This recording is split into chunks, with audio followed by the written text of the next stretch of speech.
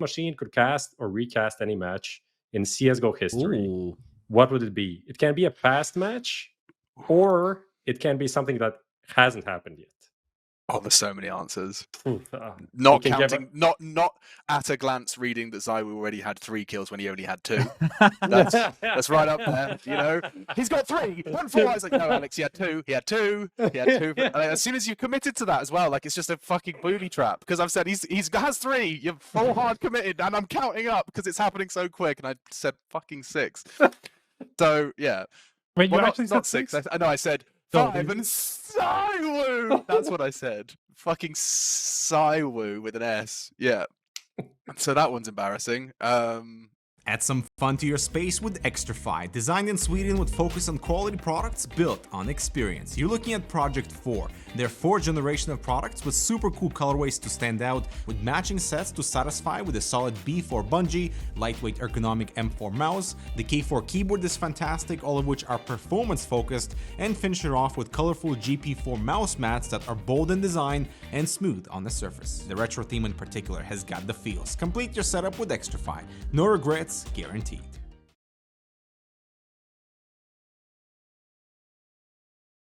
Fist bumps go to the teammates. I wanna see you falling fast.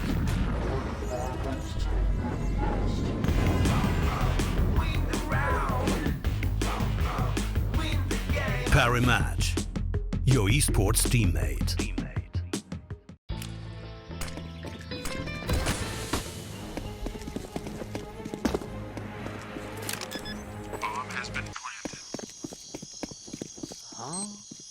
Hey buddy, let me show you how to fix that. Bitskins.com. Buy and sell skins instantly. Deposit and withdraw funds instantly with crypto or directly to your Visa card.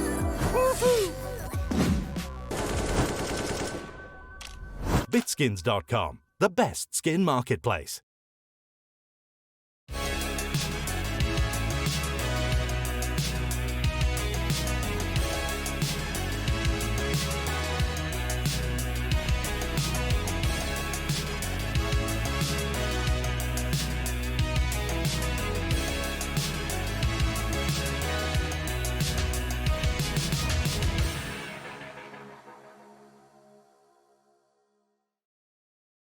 Ladies and gentlemen, boys and girls, Counter-Strike fans across the globe, thank you for joining us for another episode of HLTV Confirmed. It's Monday, the 27th of September, 2021, Season 5, Episode 56. We are brought to you each and every week by our wonderful sponsors. Xtrfy, that is xtrfy.com. Check them out for all your peripheral needs. Parry Match, that is PRAI match.com. Gamble responsibly. And Bitskins, buy and sell CSGO skins and items. Bitskins.com. All right, on tonight's show, we got the Blast Fall wrap-up, the recent news, IEM Fall preview, and Machine hits the hot seat. Remember, you can catch our podcast over at anchor.fm/HLTV, available on Spotify, Apple Podcasts, Google Podcasts, and many, many more. All right. Sponge, why do you have to like letter by letter read out, like spell out the sponsors? I do. What is the deal with that? Because like a lot of people probably, if they haven't seen Xtrfy before, probably have no idea how it's spelled. How is that and possible? I wanna send as much traffic to our sponsors as possible. So I spell it out for the people at home in case they've never seen it before. So I'm trying to do the best I can here, Prof. All right. Okay, nice. All right. Okay. So anyway, the housekeeping's done. Mr. Producer, are we all good, Captain? Any hazards on the horizon? We're here. We're sailing and we're not sinking, I think. For now. But we're possibly headed for an iceberg. Maybe. I have no idea, actually. I just press live and I cross my fingers. I go into the corner. I cry a little bit and then I hope everything will be okay. That sounds like the life of a producer right there. All right, perfect. Prof, here's a question for you. Okay. How much damage per shield shunt do you think the new shield does? Should be around like 60, I'd say. Ooh. 60 for a shunt. Not bad, not bad. Am I? 45. 45 per okay. shield shunt. Okay, All right. because I opened up your stream like a couple of days ago, and you're like shunting a Oh, guy. yeah. And it was like 3-4 shunts before he died, and I didn't know how much like Kevlar he had, so the math was a bit off. Is but this I all the suppose- approved verbiage as well? Is it's definitely shunting to be shunted? I to don't know shunt? what else you would do with the shield. I feel like a shunt. No, Bash. it's onomatopoeic Bash, for sure. yeah. You are shunting. I feel it physically in the word. Yeah, and it's satisfying to get a kill with it. But Prof, I had a backup question in case you failed that one. Okay. What mythical creature would improve the world if it existed? Like a unicorn, maybe? I literally wanted to But say why- that. In what way does it benefit the world? Because it has like a magical horn, which can like cure cancer and stuff. Alex, do you want to take this one? I think we I'm might not need sure your it'd be level of ethical to creativity for use this. it, but Fantasy animal, most impact. What about? not fantasy, mythical even. Okay, well, are leprechauns mythical? Because if they are, there's a pot of gold that we could go and find universal basic income or something. Okay, see that's Okay, see, you fair. thought outside the box there. All right, Fair. I got one of these for you as well here, Striker. Go. Is cereal soup? Why or why not? Oh my god, it's the device question all over again, man. Fuck that. It's cereal soup. No. Yes. Okay, why? Cereal Why not? I don't know. There's nothing that I usually have in a soup. Alex, you want to take this one? Well, it's like asking, is a hot dog a sandwich? You know, I mean, Is it? well, I think it's a hot dog more than it is a sandwich. In the same way, I'd say cereal is more cereal than it is a soup. But It's is also not- liquidy. There is a spoon involved. You're But you I don't thi- cook it though. It's not. But soup You doesn't don't- you have don't to actually- be hot. oh, but that's it has such to a be. nitpick, though. But it has to be cooked at some point, and then you Does it? give it to cook. Name like two the soups, gazpacho. Chad, that you serve cold other than gazpacho. Other than gazpacho. I'm not a big soup man myself. I couldn't even name one. No, I mean, But the I don't- gazpacho is still like processed with at some point, right? It is cooked and then left on the side. So you can't say that for cereal unless you do it Well, with that's not like true. hot milk, right? But when you think about like You can't break it down into rice into bubbles small. have been cooked. No, you can't do that. Rice bubbles have been cooked. You can't do that. All You right. can't. Anyway, we can't stick on his cereal or soup for the whole night. What we need to do is we need to roll the bumper and get into the hot seat. And I'm going to let Striker and Prof take this one. So Lucas, hit it.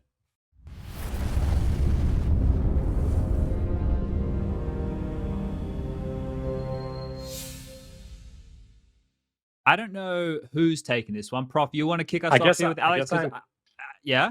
I'm taking it, even All though right. it'd be fun. I mean, later on we'll have the sponge host versus machine expert. This is a new thing, never happened. We will So that's very gonna be soon. that's gonna be interesting. Role reversal over Yeah. here, but for the hot seat, because I guess Sponge just doesn't. He wants to be objective here, right?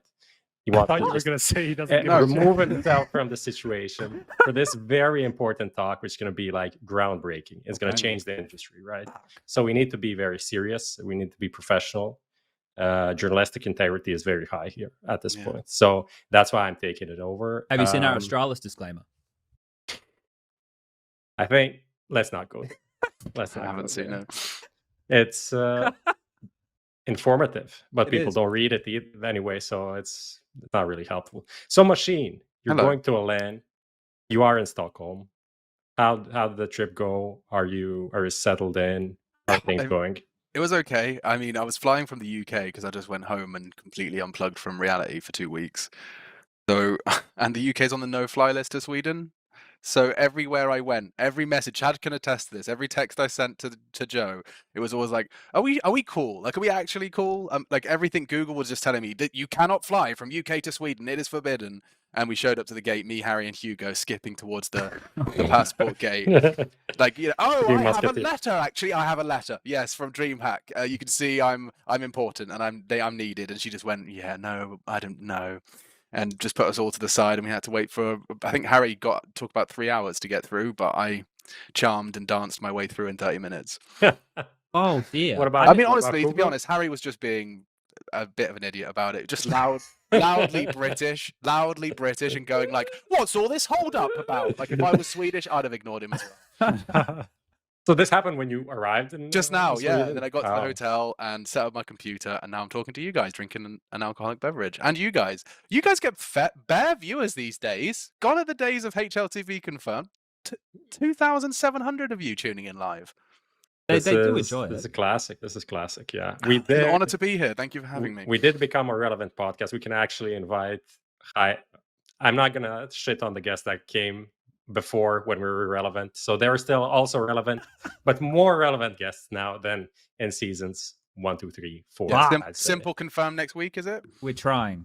We are trying. So yeah, Stockholm. How do you feel about this event? Is this like you've been casting all of this online shit for quite a bit? Does this change? I mean, we had Cologne. Cologne was very similar.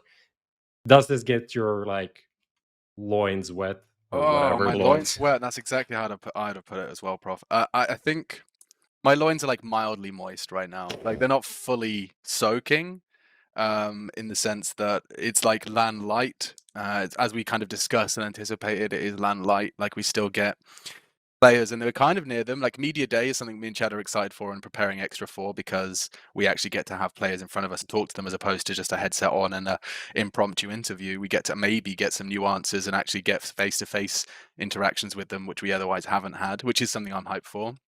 But outside of that, yeah, it's still not going to be the same LAN casting. Like I genuinely believe I cast differently when it's studio and when it's, you've got a crowd behind you. Listen to the old clips. There's half the time it's just dead air. You're just letting the crowd do all the work. It's a completely different ball game nowadays, and it will still be that different ball game despite the LAN CS. Do you go and listen to? Do you watch old VODs? I just did it. Yeah. Me and Hank, Henry G. I was staying with him in London for a couple of days, and we just one of those nights, one of those nights you're watching YouTube videos at 4 a.m. and we go through like CS:GO best stuff. We ended up like starting at 2015, and just some of the places we've been and the teams and players we've seen. It's just a big throwback. Feels like such a different world now. Well, I don't know. I don't think for some reason I anticipated it would when Katowice was shut down. I didn't think that when we came back, all the faces would be different and the vibe and the hierarchy would be so changed, but it is. Yeah, I mean, not even just the casting crew, but the players. The players, yeah. The players as well, yeah. There was a question which I thought was interesting, asked from a regular viewer. Says, from a commentary standpoint, do you feel like crazy plays happen more now than when LAN was prominent? What do you like? This is for Sponge as well. My answer would be, on average, probably yes, in terms of everyone playing loosey-goosey. I mean, I think it happens more online in the sense that we get plays that would never have happened on LAN. I can answer it that way. There are plays that you just can't get away with in a LAN environment on the stage with your opponent next to you. What do you think, Chad?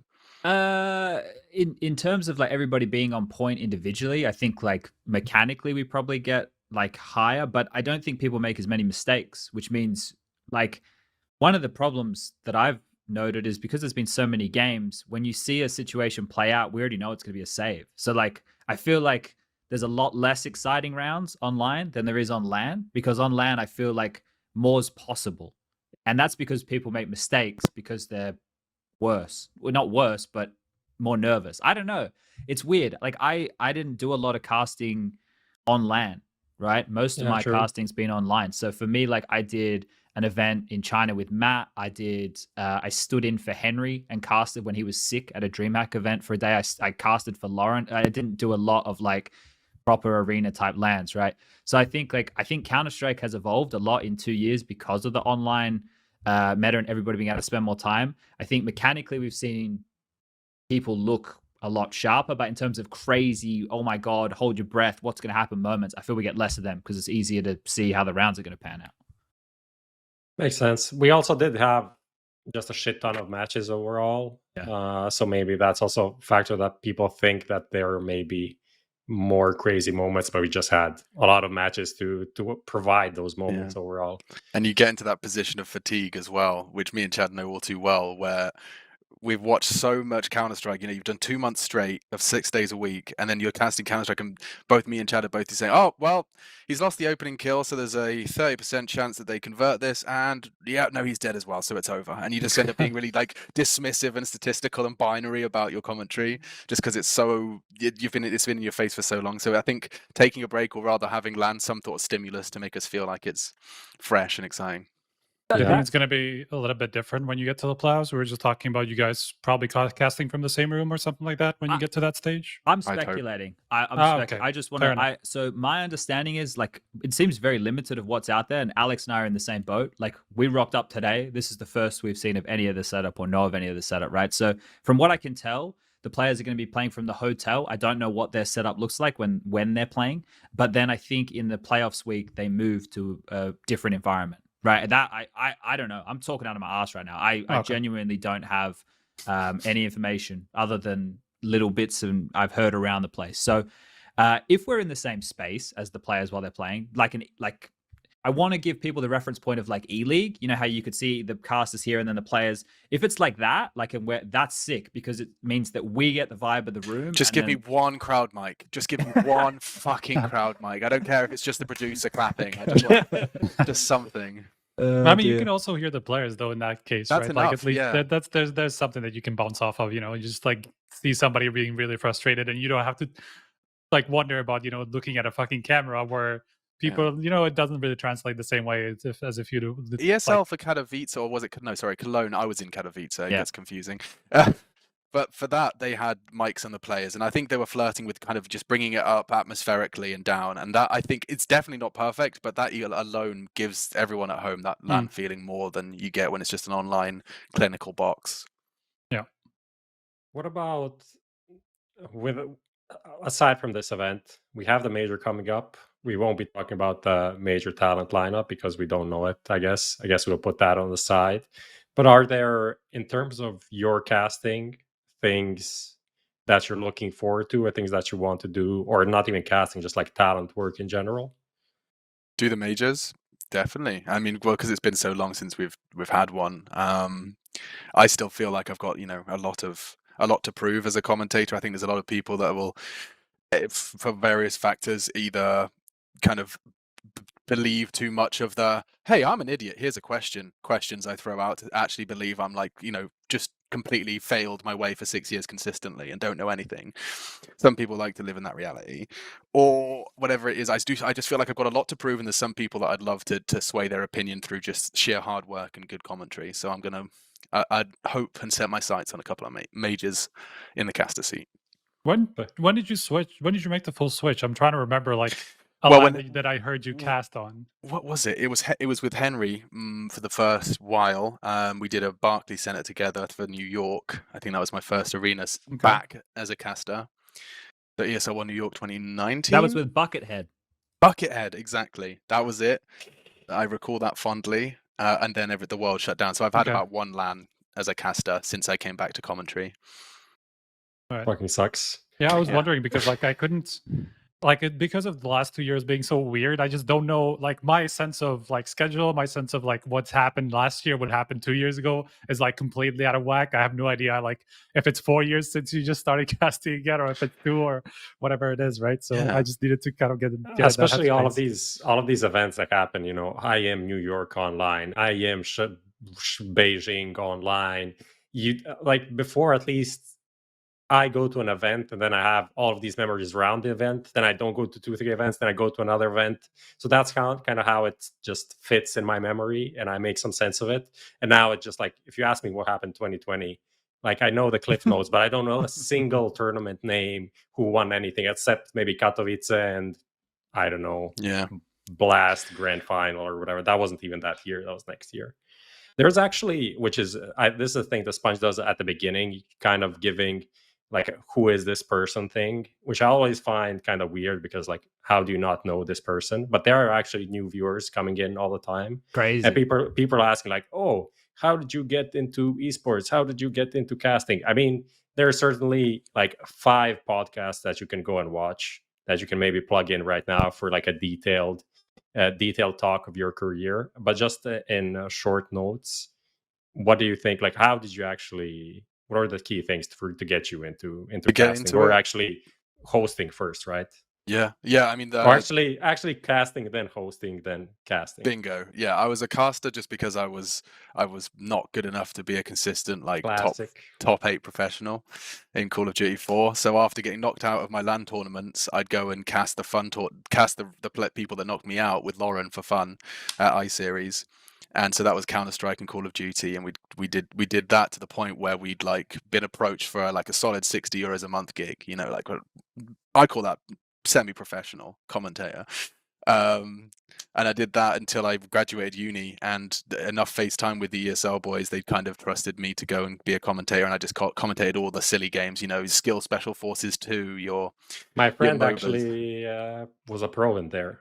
Yeah? Played in Penta, won 2 majors. Gravity, if you remember him. I might have casted him. Someone sent me a clip the other day of me casting someone that was blatantly aimbotting, and I'm trying to be so professional. It's adorable. I'm like, oh, well, that's rather alarming. What a good shot that was. Yeah, very uptight and well spoken. But I did that, yeah, and then Joe Miller eventually gave me the offer to try and fill in hosting for Katowice 2015, and the rest is kind of history. I got my foot in the door, was good enough, didn't put my foot in my mouth, didn't offend anyone, and could, you know, I could always play the improv game of, oh yes, and regardless of what someone had said, which led me to be viable for the hosting role. So once Literally I got that, the best host in esports, essentially, just of that one skill. thanks, bro. Yeah, just yes and yeah, come up with something. And I did that long enough, and now I've got the rare opportunity to return to where I started, what I genuinely had the most passion and interest for, with someone who couldn't be more qualified for the job. So it's a pretty perfect falling on my feet situation. Now that you're talking about improv and, you know, like the acting world, I wonder if that's something that you've ever dabbled into, because you seem like the perfect person for it for some reason to me. I don't know why.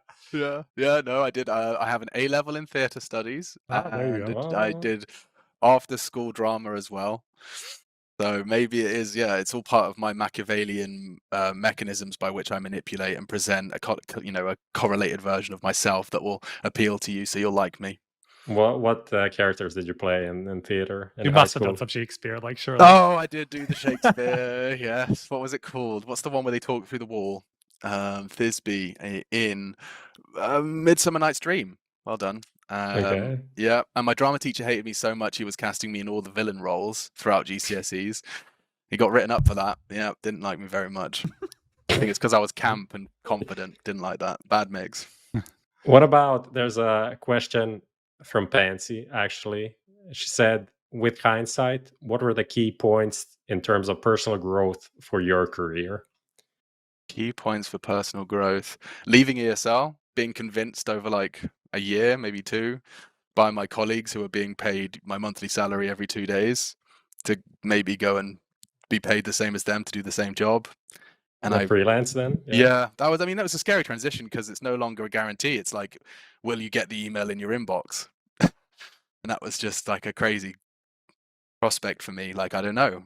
I didn't have the confidence in myself back then, but obviously doing the actions and having my abilities reaffirmed by more work and being seen as an equal by my colleagues, because we're all on the same grind, as opposed to me just being ESLs. What's like a broadcast safe word for bitch? Anyone know? Whipping boy? Whipping boy. Okay. Whipping It's boy. good to add to my Whipping vocab for boy. future reference. Yeah, because you can use the non-safe one here as well. So Oh, yeah. It's fine. All good. We're getting yeah, more but edgy don't on the do it. broadcast anyway. We've got a couple shits. You know, they're slowly coming out. If you listen to Harry's casting, you know, nothing's off limits. No, it's not. True. I think that the average viewers don't really understand what he's saying half of the time, like what he's actually saying. Like, it's like a song when you're a kid, right? You Yeah. listen to the rap music when we were all like 14, 15, bopping along, and it's just, oh, you got to rinse your eyes out with soap these days. All right. Yeah, I mean, this is kind of the end. I think we can like wrap the hot seat slowly. Well, no, we can't here. wrap the hot seat. We need to do the Who Wants to Be a Skinionaire. That is true, but there is one more question that I thought was interesting, because we have these viewer questions machine that we have like, oh, we'll do it at the end of the show. But by the time we get to the end of the show, we're already like 45 minutes over like our normal time. Then we never ask any questions. So I feel bad for the people that actually come up with good questions. And I don't want them to stop, because then we won't have any questions. So there's a question: if Machine could cast or recast any match in CSGO history, Ooh. what would it be? It can be a past match, or it can be something that hasn't happened yet.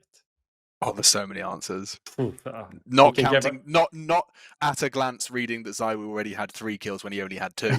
That's That's right up there, you know. He's got 3, 1 4. I was like, no, Alex, he had 2. He had 2. He had 2. And as soon as you committed to that as well, like it's just a fucking booby trap. Because I've said he has 3. You're full hard committed, and I'm counting up because it's happening so quick. And I said fucking 6. So yeah. Wait, you Well, actually not said 6. I know I said Don't 5 do and ZywOo. That's what I said. Fucking ZywOo with an S. Yeah. So that one's embarrassing. What else? You know what? It doesn't translate that way at all. Like I noticed it, but it didn't like break anything for me. You know, Okay. it still made it a super good play. So I think you got away with it. To be Yeah, honest. it broke my brain. I mean, it was just one of those moments. It's like it's not actually happening. I literally only had time to count, so Yeah. it wasn't really my best commentary moment. Like it doesn't stand out to me when I look at that play. You know, it doesn't like. So I think you've gotten away with it. Okay, I'm going to be super meta about this because I have one bad habit for when I have the hypest plays. I tend to previously I tended to reference myself, like the Nico Deagle. He's like, oh, my vocal cords, Pasha spray down. I think it's something to do with oh, my vocal cords fall and stop blowing my mind. Like it's very narcissistic and it's all about me, you know. So we're going to try, and I have been for the last couple of years, to not do that anymore. So next time you hear Machine talking about himself at a big moment, you just need to send me a DM saying, hey, bro, you're doing it again. Okay? I give that's to everyone watching. I haven't been doing it for a while. I'm just trying to get better at this craft. Okay, so you don't have any specific other matches that people casted that you I'd want to have casted. you casted better than them. Yeah, I mean, it's Jesus a very loaded Christ. question, isn't it? Yeah, just name a match that someone else casted.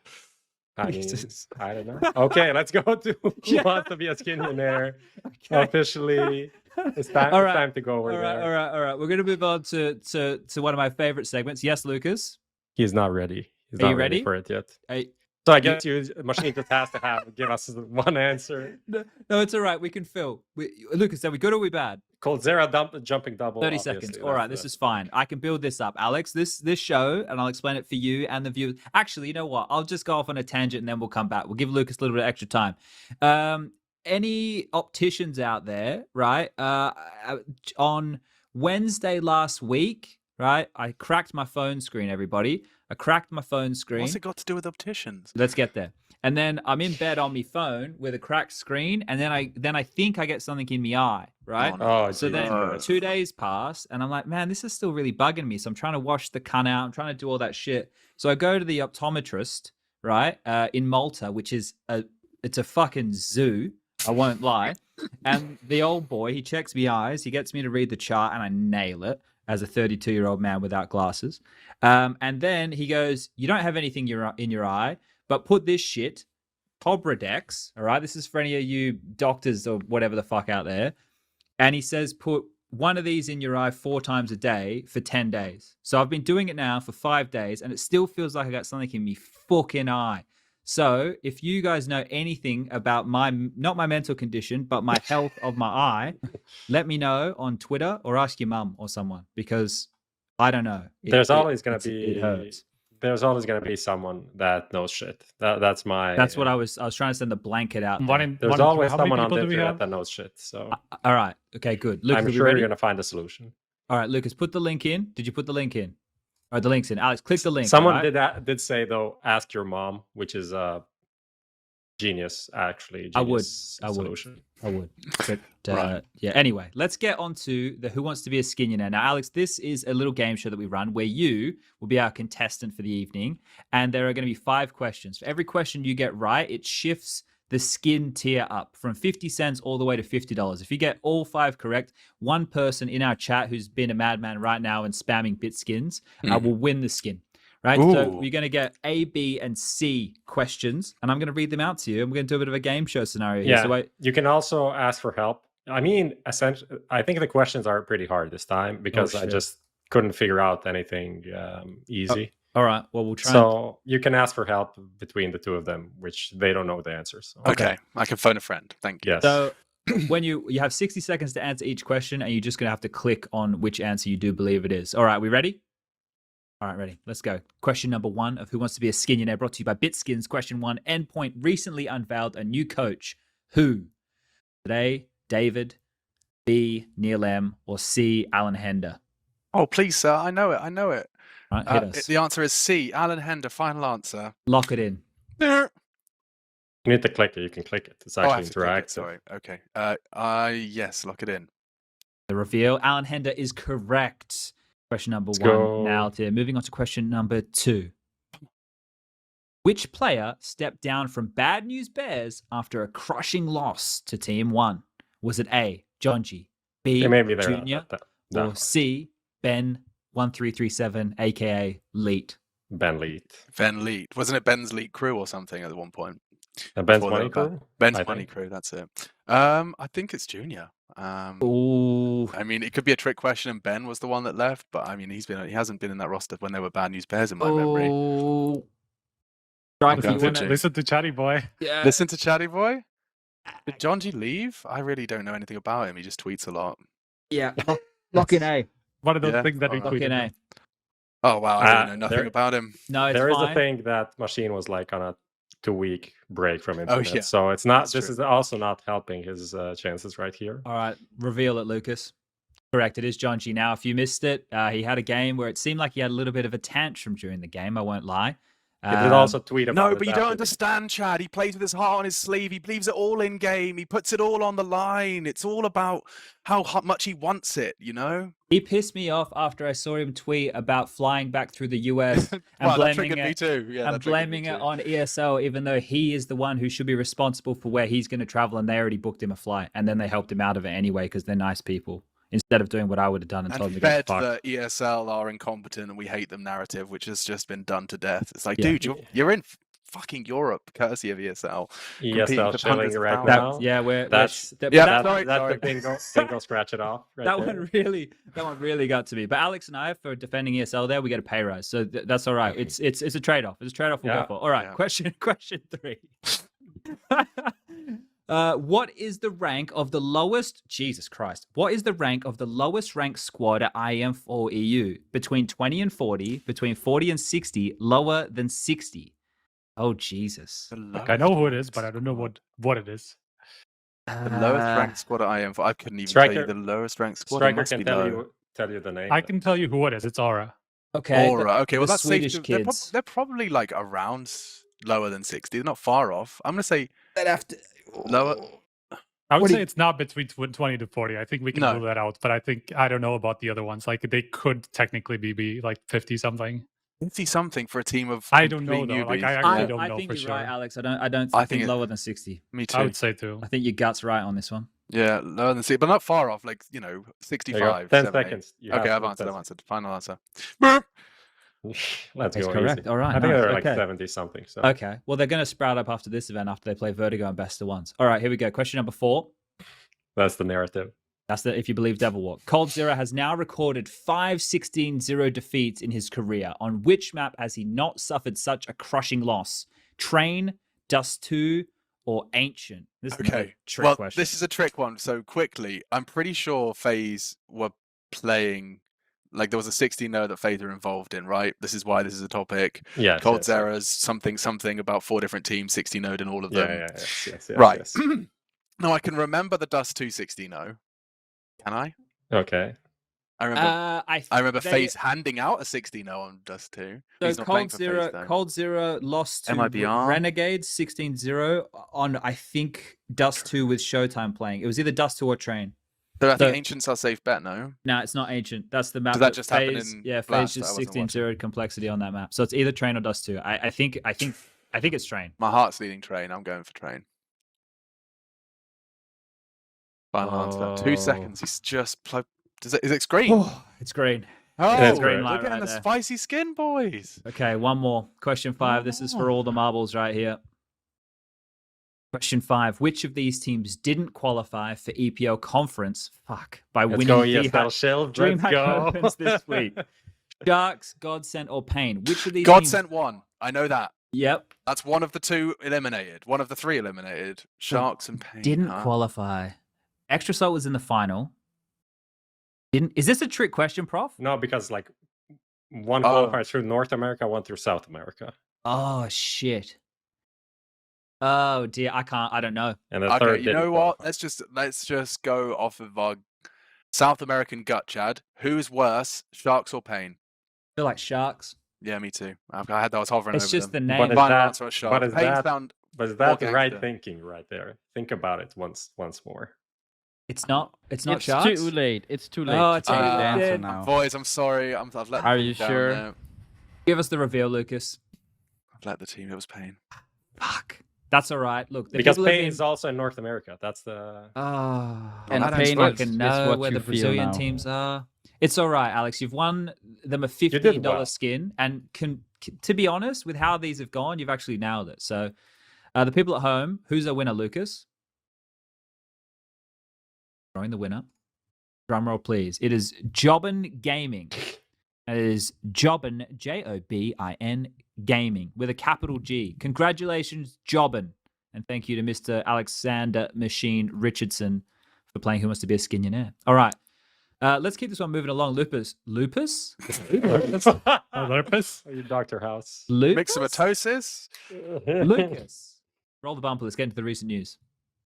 The Xtrfy M42 RGB, what a fun mouse with 5 colorways, lightweight frame at just 59 grams with the swappable backplate to suit your grip style, the sensor, the easy core, the smooth skates, and driverless control for RGB and DPI is why you should check out the M42 RGB down below. Fist bombs go to the teammates. I wanna see you rolling fast. Win the round. Win the game. Parimatch, your esports teammate. Buy and sell your skins now. Easy, fast, and safe. The best skin site. Credit card deposits and withdrawals. Instant cash out methods. Get the best deals. Quick, simple, reliable. Bitskins.com.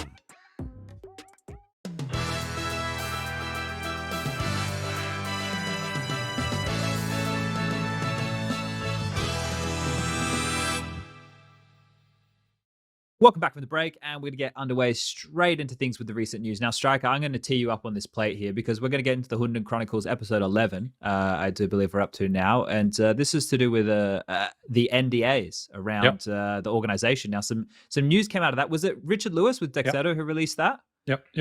Can you give everybody at home the TLDR?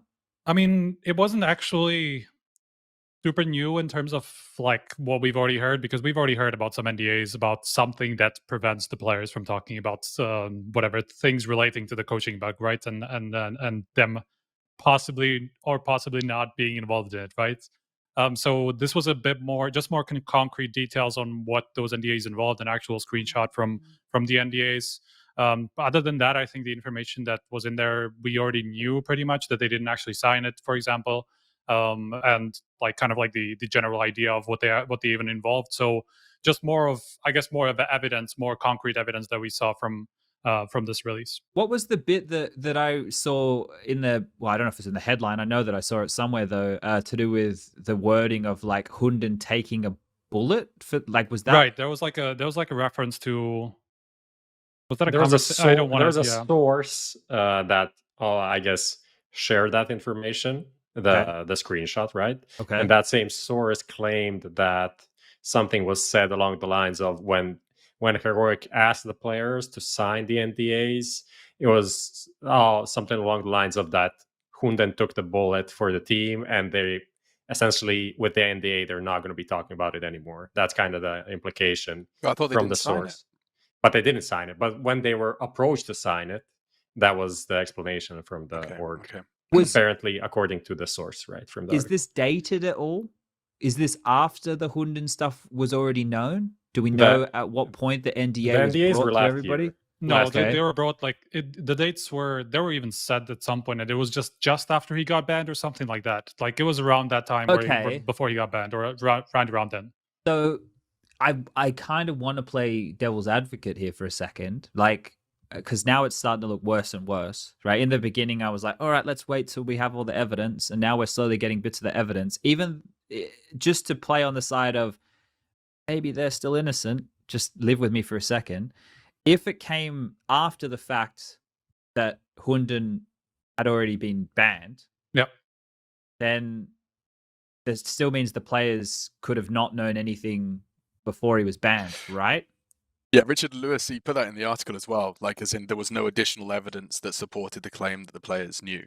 Yeah, but it just looks really bad. Yeah, it just doesn't. Yeah, There definitely doesn't. The most isn't tenuous link, or the only link that ties the players involved, is whatever was in that first article that talked about the server logs. That's the only thing that's been been thrown. Teslas boost, Whatever it was, that's the only thing that's implicated players, but that hasn't been confirmed.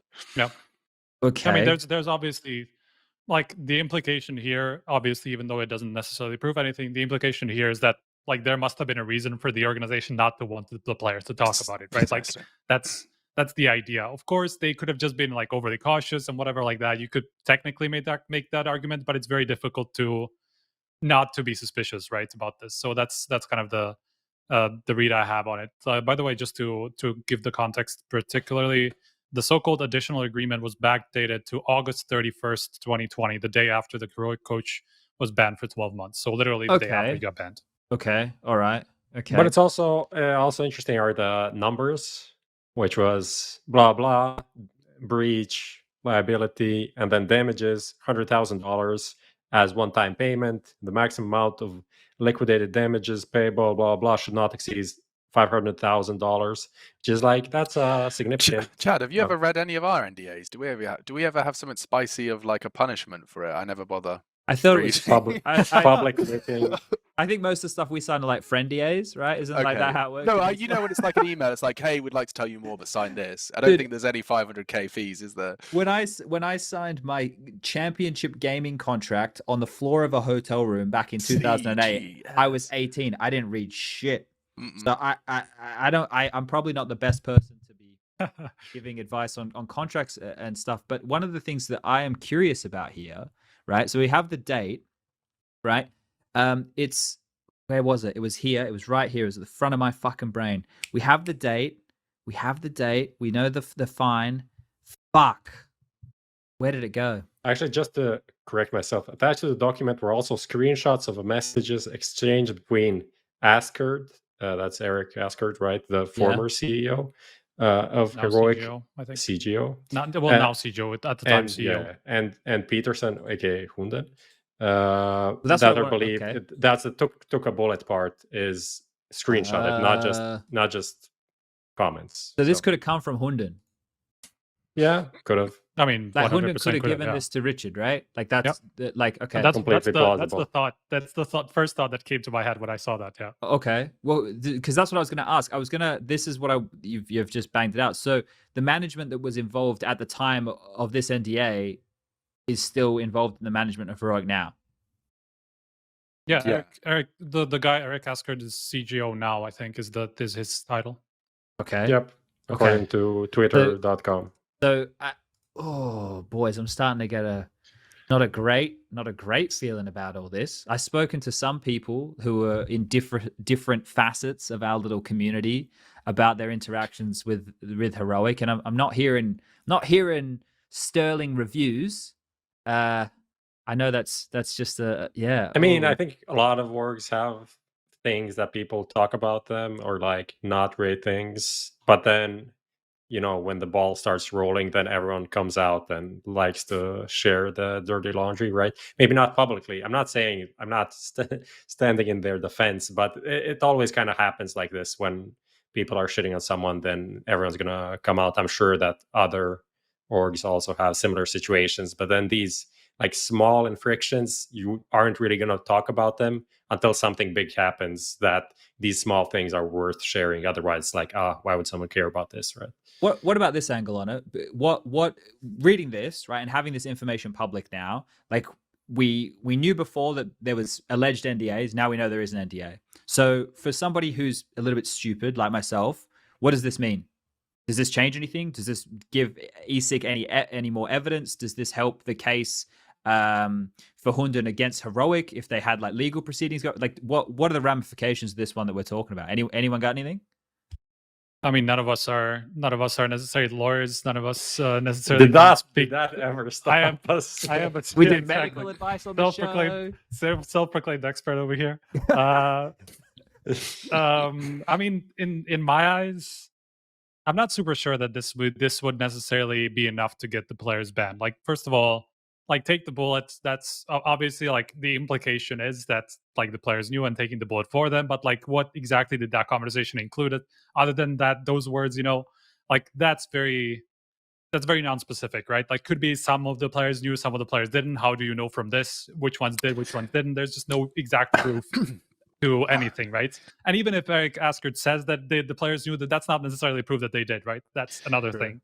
Yeah. So that's why I don't think it changes much. It just adds on to the speculation, right?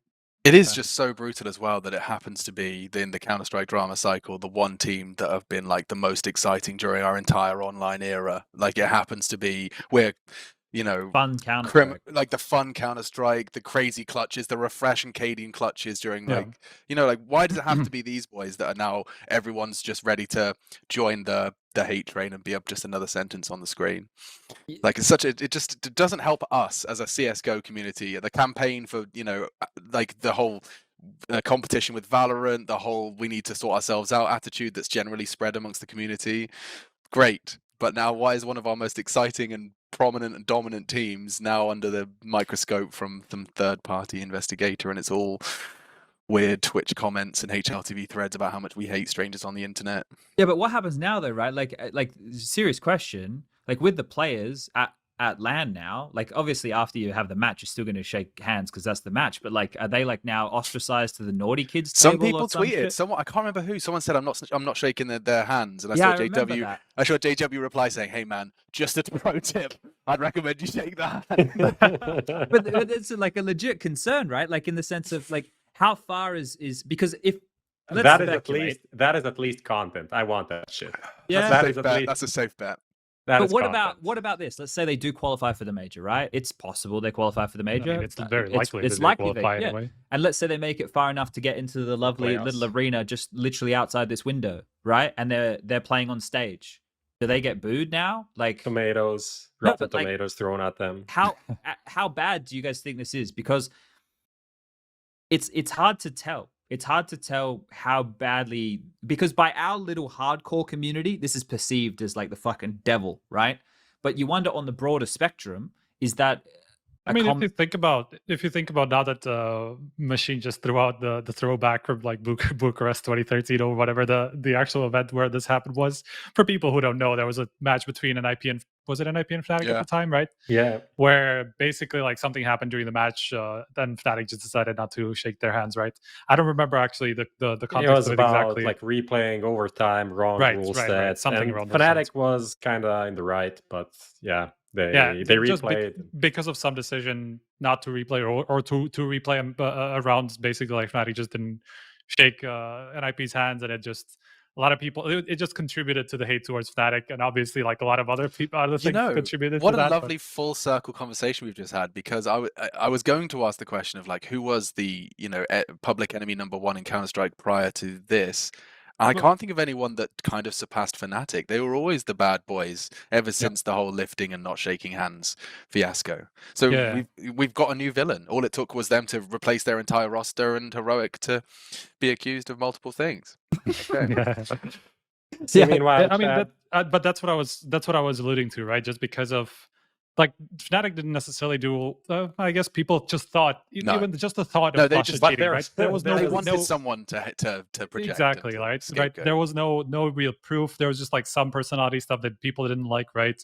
There is more solid things to catch on to hate Heroic than it was for fnatic. Yeah, but I don't think the same extremes will be reached.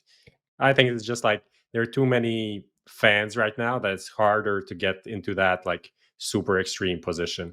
But maybe I'm super wrong and people just like, I could imagine like half the arena booing them when they come on the stage. Booing, I don't see how in Denmark I don't know what's going on there as well. Just because they're the most immersed in CS. They've had Jack Jones and Device in all their billboards and shit. They've had Hunden on a big billboard as well for some reason. Like in Denmark, this is Sweden, right? Such a messy. I know. I'm just thinking like Royal Arenas in the future, whatever it may be, which I think is behind you, which is probably where it came from. Yeah, that's actually it's true. We do have an expert though, Alex, from Denmark on the line permanently. Lucas, Monsieur. He's dealing with Monsieur? the league. He's dealing with he's the doing his league. thing. He's doing Okay. his thing. Oh. Oh, yeah. Lucas, how do Hello. you, as a Dane right now, and you kind of get the sentiment around the Counter-Strike community there, if there was an event in an arena tomorrow and Heroic were there, what would the reception be? 50-50. Okay. I think Okay. That's not Heroic. I think my personal opinion is that during the COVID break, when Astralis like fell off, Heroic gained a lot of fans, and especially when they like won Cologne, right? So it's kind of like 50-50 because the fans of Heroic, they might have lost some, but they're still kind of fans. Okay. But Okay. Astralis fans and diehard stuff, I see them hating on Heroic still. Okay. All right. Fair enough. All right, Yeah. let's keep this. Are we good with this, boys? I'll keep Yeah. it moving. I'll keep Just it wanted moving. to comment how you casually slid in on the Twitter conversation between Carlos Simple and Ocelot, Ocelot, yep. Simple, Pimp, and all of them. Just Yep. like teasing a casual HLTV confirmed appearance. Yeah, It's well, all look, good. apparently, I don't know if you saw the news, Alex. Simple wants $50,000 to come on an episode of HLTV Confirmed. So what we were thinking of doing was maybe starting a car wash or something, seeing if we can make some money to get Simple on, because 50 grand, it's not coming out of my Like paycheck. a lemon juice stand or something.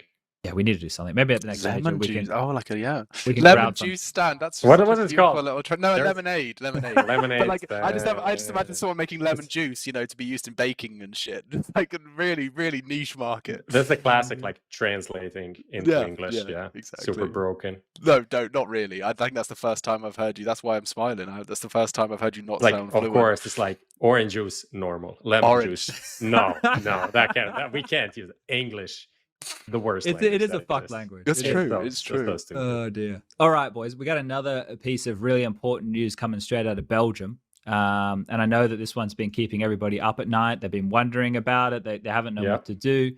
There's been a lot of questions. We've had him on milk cartons. We've had no idea. Nivera has left Vitality, which he's been on the bench for some time, ever since the 6-man experiment that was actually hugely successful for them last year, came to a halt this year. I think it was this year. And now he's going over to Liquid's Valorant roster with his brother Scream. So Nivera and Scream are going to be playing together on the same Valorant team, which is curious. But There's nothing to talk about. there's here. not- We there's- can I just mean- move on. Oh, Yeah. you guys are losers. I've got so much to say about this. It's all Go ahead. about the family, the brotherhood, the fragging.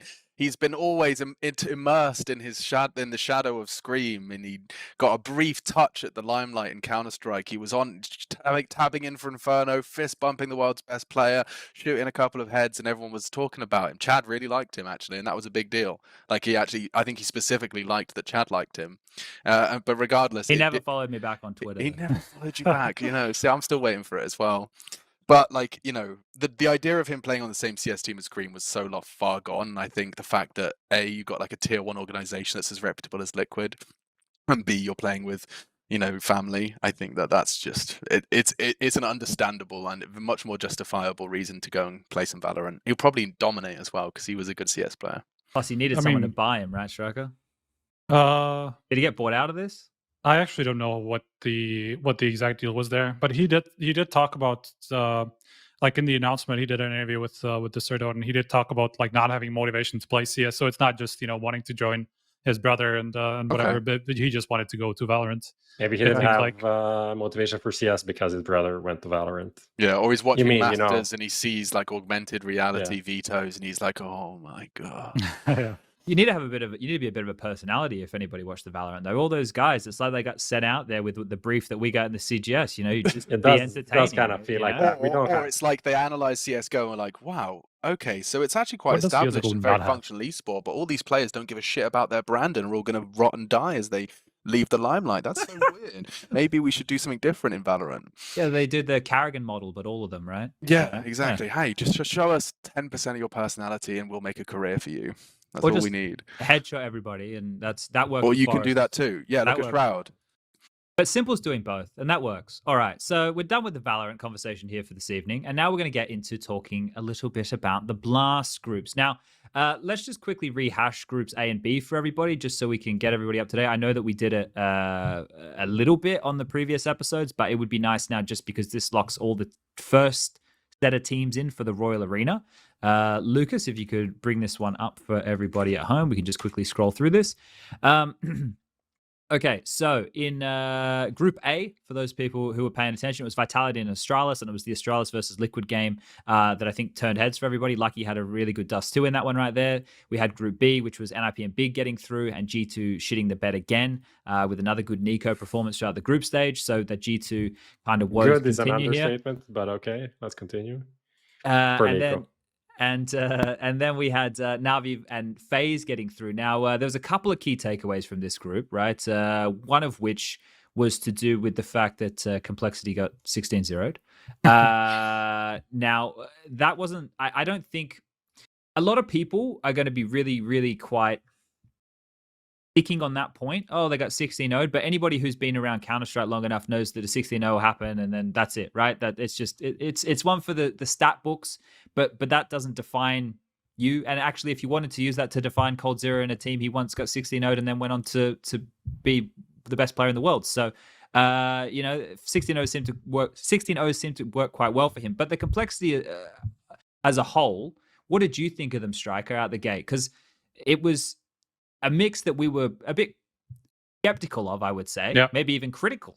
Yeah, I mean, if it wasn't for that last series, I would be pretty positive about my outlook on Complexity in general, just because of like all the worries that we had about them not making it work with coldzera. It just doesn't make any sense with roles, whatever like that. I think they've done a pretty good job figuring out how to fit it in. Like blameF has definitely been more aggressive. He's definitely been like him and Attack have just been kind of like the front line a lot of the time. They play a little bit too individualistic for my taste, especially on a map like Overpass, where like I can't remember which was this against NAVI, might have been, where they were just like pushing solo, like one on short, one on monster, and then like the rest was just like off to A doing something there. Like at times it was a little bit too over the top in my eyes, but at least there weren't the issues that I expected there, and they solved those pretty convincingly in my eyes. So I thought if it wasn't for like the way that they dropped just 2 against FaZe and then they lost to 16-0, like it would have been pretty positive in general in my eyes.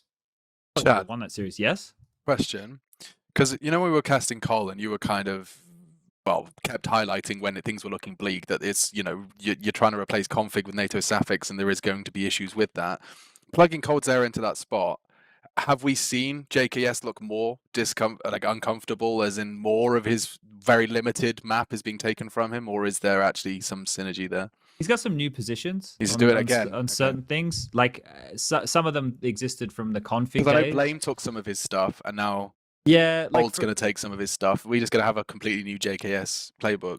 I think it's probably good for JKS in the long run, but I don't think he looked more uncomfortable than he had with the roster at any point. He hasn't looked like a star level player for them at all. I think he's doing a lot of I think with Rush gone, he's the one doing more bitch work. Yeah.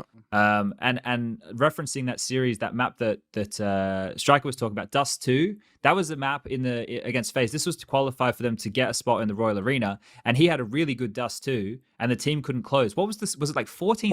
14-6 or 7. Yeah. Cool. Yeah, and that's like when Justin had a really good game, and then they don't get across the line, so then like it's not remembered that he had a good game, which kind of sucks because he was looking really good in that match. So I don't know. I don't think that this team is going to exist like this at the end of the year. If with the config rumors, apparently him going to Astralis, I don't know if Blame's hanging around. Cold's on a short term. Like I don't know how long's Cold there for. We got no idea. So Complexity, anything that they do that is like competitive, for me, that's a win. Right. It's just because it's like. If you did the timeline, I think I did it up. I saw my other PC of all the changes that happened within this roster with Poison being out, Yugi coming in, NATO coming in, config, injury, Rush gone. Like if you did the timeline, it's like it's another one of these international teams that can't catch a break. But they've been, they couldn't catch a break with Obo as well. Like I thought they would. The worst was behind them when their superstar was condemned to Europe and had to give up, and it just gets worse from there. Yeah, it's better than expected, right, Prof? Are you on the better than expected train? Yeah. I think it might be. I think a part of it might be that people didn't know really what to expect from them. I think that could be a an issue for them at next events, because as Striker said, they did play really individualistic CS, especially on the T side, and their T side hasn't been that good. Like in some maps and in some matches it was, but overall that is the part that I feel like was an issue, even though it almost seemed like they had like who is going where, who's going to be aggressive, like blameF as a tag. It felt like that they had an idea, but it wasn't working a lot of the time. And then those early rounds where they just go around and everyone takes duels around the map, I feel like that is something that people will punish very hard when they catch on. It's quite exciting having 3 people that can answer this question, but like I genuinely want to know, like for both all of you, just because it's interesting to me, especially with. Do you think Esatag, do you remember when he was shining so bright in Astralis and ended up getting acquired by Cloud9 for a pretty penny? Do you think that player and that value is still to be unearthed with this guy, or do you think he's just going to be forever condemned to being a role player and never quite given his own time in the spotlight? Ooh. I mean, because he looked like he was, about to be a new blameF type role, blameF type capability. Low-key, highest rated player for complexity. And his movement is so pretty. Like, just he makes Counter-Strike look better when he's playing. Yeah, I mean, I've always liked this attack. I found it curious what he told me. I did an interview with him, kind of like a 2-parter. Then we had to scrap it because like the move to complexity took forever and stuff like that. And we did a second one that actually went out. And in general, like we talked about those roles that he's played, over the years, kind of like switching around all the time. And him saying like the ZipX roles in Astralis were like what he felt most at home with. But like at the same time, he told me he's getting a lot of them in complexity, but now it doesn't seem like that at all. So I'm not sure. Yeah, I mean, he's been making them work anyway. He's kind of like back more in, I guess, like whatever you can call today an entry. That's kind of what he is today, even though he's kind of like lurky as well sometimes. But it's just, it doesn't really compute what he told me and what I see now, but it might be just because of the changes that came through as well. Like the original idea probably was different when just before they got config and just before they got Code Zero and when they had NATO. So I feel like he's always going to be doomed to that role. I feel like that's just going to fill in whenever that's necessary, I guess. I think in this current team, though, it feels like even though there's a lot of names around him that should be the guys popping off, I feel like that's maybe why he'll be one of the better players for the team consistently. Like, I don't know what the roster's going to look like in a couple months' time after the major, but I think like maybe there's too many players in that team that's in flux. Like, how many games do you see where Poison looks fucking mental, and then compare that to the amount of games you see where he just looks okay? Right? Like, he has some of those games where he just fucking goes off. Like, he just AKs up A ramp on Vertigo and just smashes everybody, and then the next game he can't get away with it and they lose. Whereas I think like Esatag at least is going to be more consistent for them, but I don't know. This team is just too confusing. Like too early to call, but I feel like that's an easy cop out. I kind of want the project to be over, like not to not exist in Counter-Strike. I want them to build a team, but I want them to like know if this config thing's happening or like what's going to happen at the end of the like. I feel like it's been like a relationship where they've broken up and gotten back together so many times. When they wake up every day, they don't know if they're broken up or if they're together, right? They're just like existing with each other as a team. So I think like that nobody wants to do that. I mean, PTSD right now.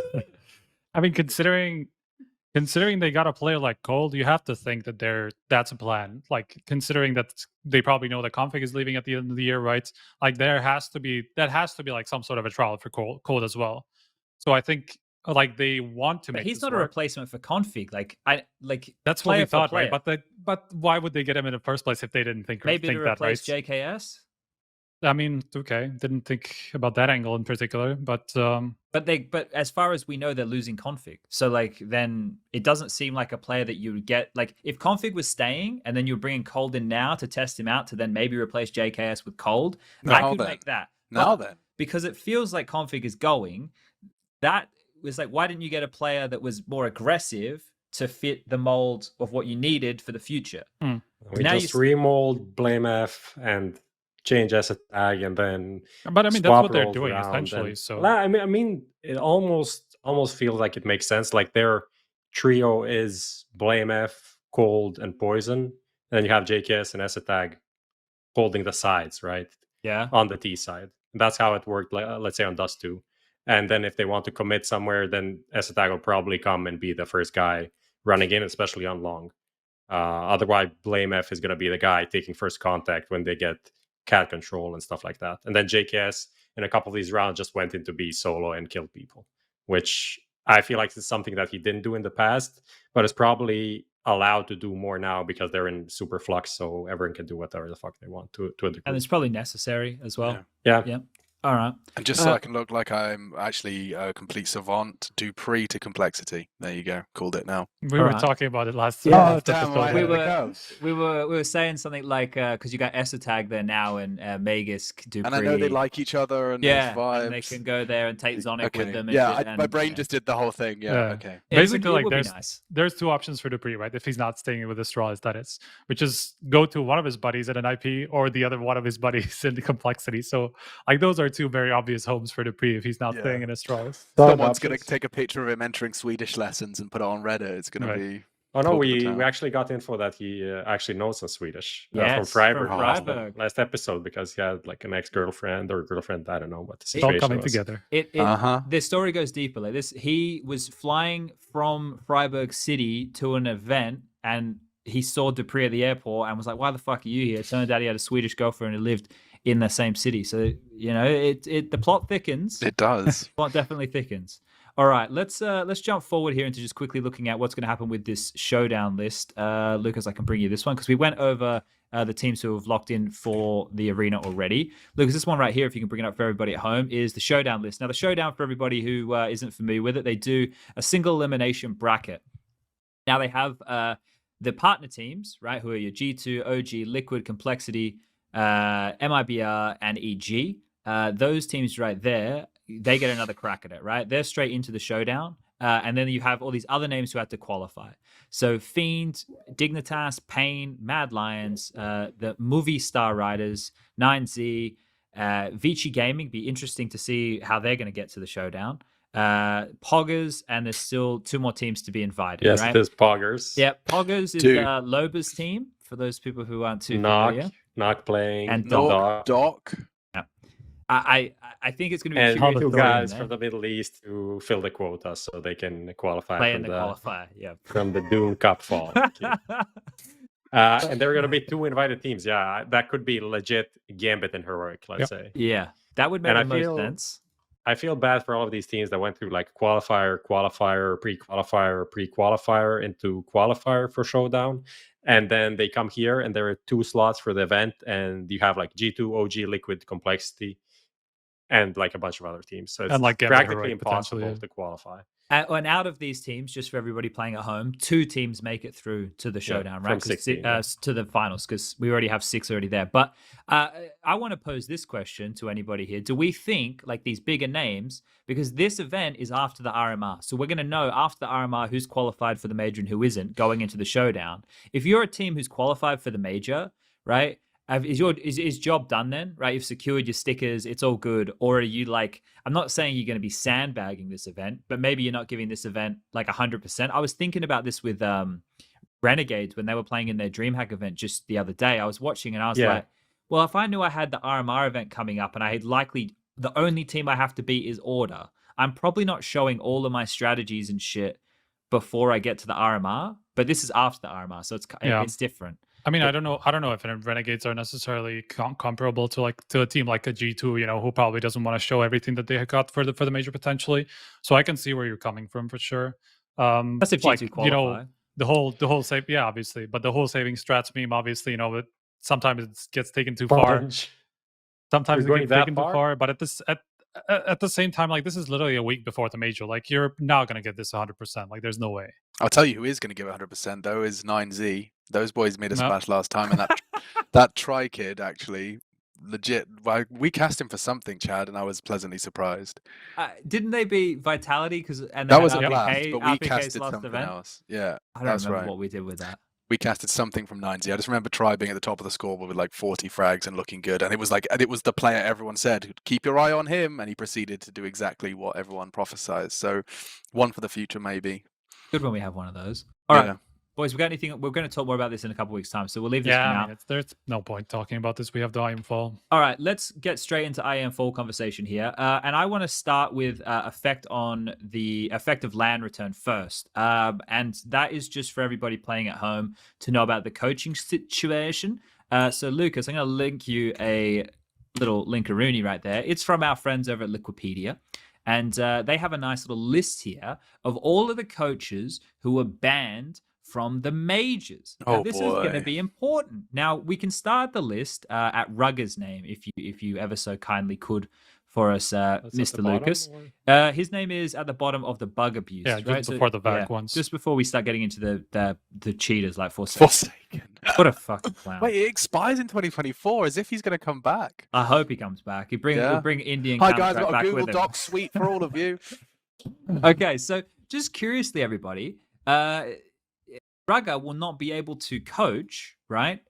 They weren't online, right? With the online RMRs, they weren't able to anyway. But Rugger will not be able to coach OG at this event. Even if OG qualify for the major, they cannot have Rugger coaching, right? Let's go up the list. Who else we got here? Robin will not be able to coach FaZe. We've got... Great time to pick up Exist as their coach. Yeah, not a bad shout. No, Temporary. Yeah, like he gets to get his feet wet a bit. The one here that sticks out the most, right, for me, and this will play into, well, actually it won't because we're not on land for them just yet. It will if they qualify for the major. Where's Gary on the list? Oh, Gary, Gary will play into it. He's got 2 majors to sit on out. But I was actually going to say Finn from Gambit, because they've just done the coaching thing where they've handed it back over to Finn, right? So previously it was Groove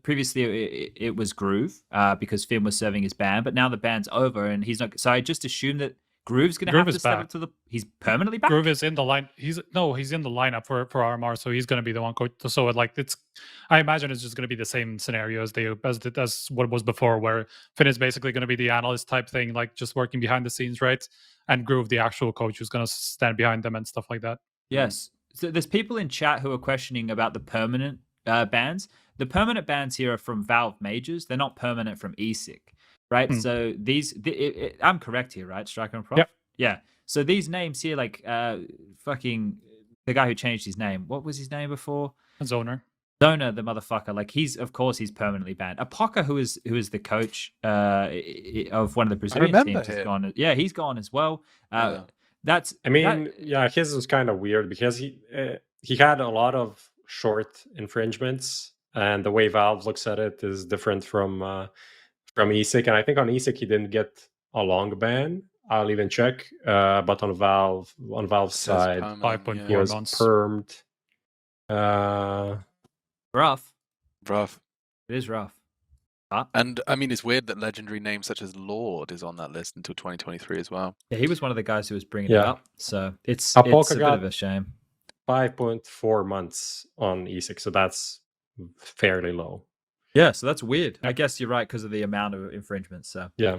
All right. Well, that right there, I just wanted to cover off. So the main teams that we have affected by this is obviously Rugger and Robin, right? Rugger and Robin. So OG and FaZe are the 2 teams who are going to be affected for our event right here. So Lucas, I just put another link in. If you can bring that one up, that is going to show us all of the teams at IEM Fall. So let's just go through them quickly in case you're not familiar with them. Vitality, G2, FaZe, Heroic, NIP, Astralis, OG, Big, Mousesports, Complexity, Ents, Fnatic, Sinners, Skade, Copenhagen Flames, Endpoint, Double Pony, Fiend, Dignitas, FPX, Sprout, Mad Lions, Movie Star Riders, and Aura. So those are your 24 teams, all of which are in the building that Alex and I are in right now, and all of which will be competing on LAN. So this is why we want to talk about the LAN dramas. Now, is there any names that are popping off the page there for people that we might, because this is a best of one. We have 4 groups of 6 teams. It's a round robin, and the top 2 teams from each group progress to get points, because that's another thing we need to make clear here. Yeah. It doesn't matter if you win the tournament, you just need to accrue enough points to get yourself into the major. That's what everybody's here fighting for, right? So is there anybody here who we think is going to have a bit of a rough ride on LAN? There's a lot of these younger teams, right? Like your Copenhagen Flames and your Auras, your Mad Lions. We can't be expecting too much from those boys, can we? No, I wouldn't, especially not like a team like Copenhagen Flames, who just have kind of a rough group. in general in terms of the other teams. Big G2, Mousesports, FPX. Obviously, FPX haven't really done much lately, but I think they're still going to be a decent team by the time we roll to IEM Fall. So that's definitely a rough group to get out of. The other ones, the like top three is kind of to play for, I'd say, in every other group, but this one I'm not so sure. All right. Well, what if we go about it this way? What if we go group at a time here, just so we can make it a little bit easier on ourselves and for everybody at home, and we just go through and we see if there's any big disagreement. Yeah. I got something for Group A, just in the sense that with G2 falling off of a cliff in the way they have in the last two showings, and with Big Clan being as intermittent and as unpredictable as they've always been in terms of who they can take down, this would be an absolute screamer if Mousesports aren't top 2 in Group A. Like, the amount of times they have been close but no cigar, I think in the absence of G2, they are compulsory top 2, and it would be a warning sign / alarm bells if they aren't. Because it's best of ones, right? This is where, just a sidebar for a second here. I know that everybody at home, like especially those of you and even Prof and Striker, when they see these best of ones, they don't like it. And the fact they see it's best of ones in a round robin, they fucking loathe it, right? It's not that they just don't like it. Is this Valve or do we hate ESL? So I assume running RMR, Valve would have to tick off on the format that you choose. I assume. I'm making a lot of assumptions here. But I always thought it was Valve that chose the majory format. May have changed. Not specifically everything, but they still. I think everybody still has to run it by them at least. Okay. But my biggest issue, right, is not the best of ones, because I see your arms folded there, Prof, is that maybe the major itself, run by PGL, has best of ones somewhere in it, right? Because if you guys remember the Katowice format back in 2019 when it was a major, it was Swiss, but the games BO1 into BO3, right? The BO3 was if you were progressing or about to get eliminated. Yeah. So you had to show that you could play a best of 3 to move up or down. So PGL could run that format. I don't know what format they're running. I'm not even going to pretend to. So best of ones could feature in the major. You know what can't feature in the major? A best of 5 final. Right? Now, on Sunday, in a week and a half's time, we have 2 best of 5 grand finals. 1 North American and then 1 EU. Why the fuck, right? Why are we running best of 5 grand finals when the grand final literally could mean nothing? It could literally mean nothing. Could, but probably will. Probably will.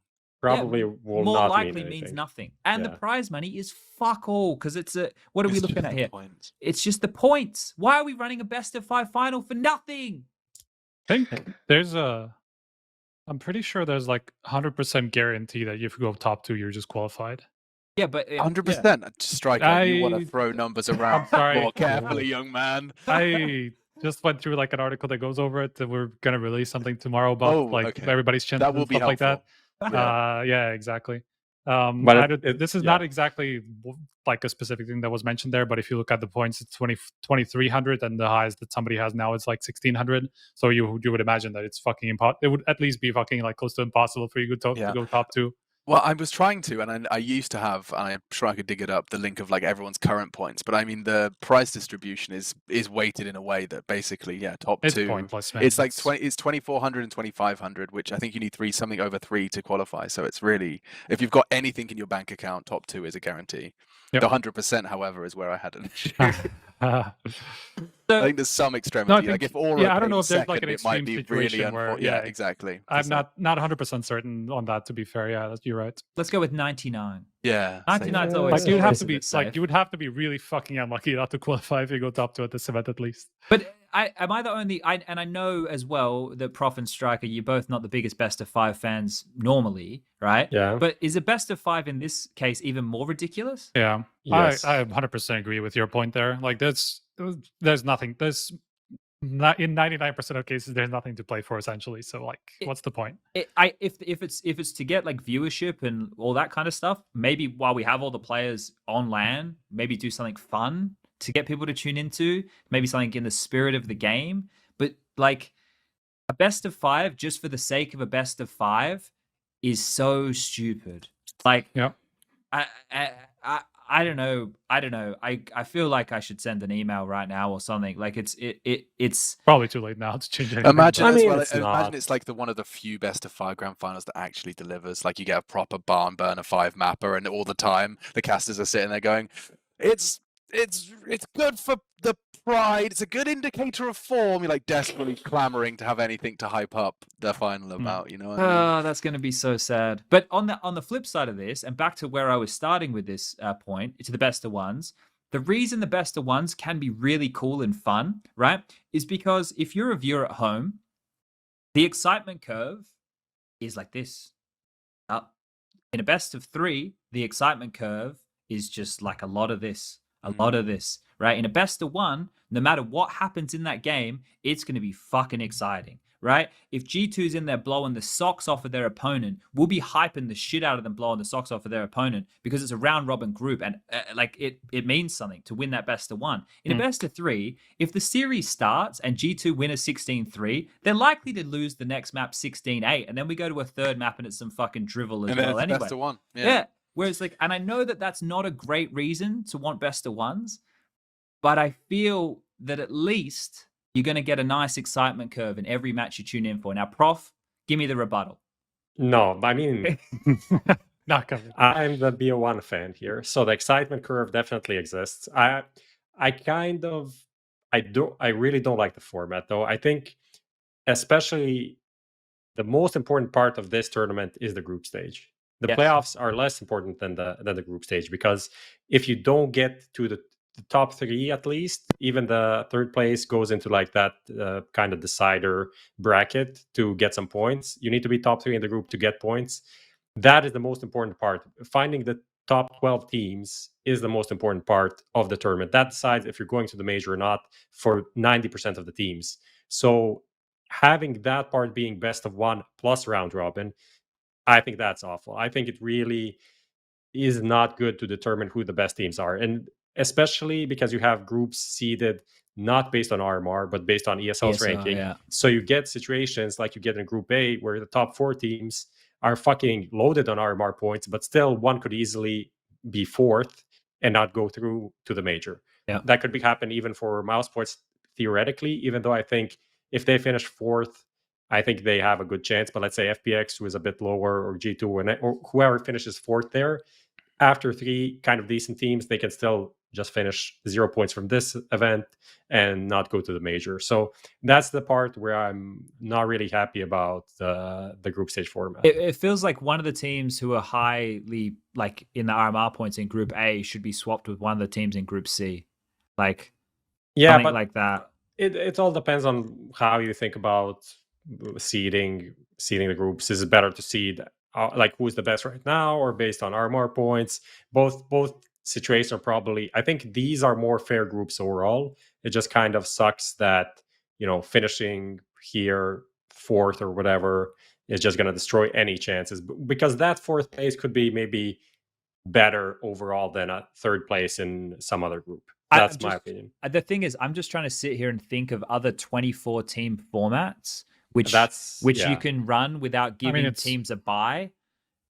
That's pretty much impossible, though. Yeah. So that's where you start to come into some problems, and you can see why they've done the round robin. But didn't they also have an allocated just 2-week span to squeeze this all into for 4 like CIS, NA, Oceania, and that's the problem is having 24 teams. Like 24 teams if it was a 16 team event, which I think it could have been, then you have normal formats that you can run.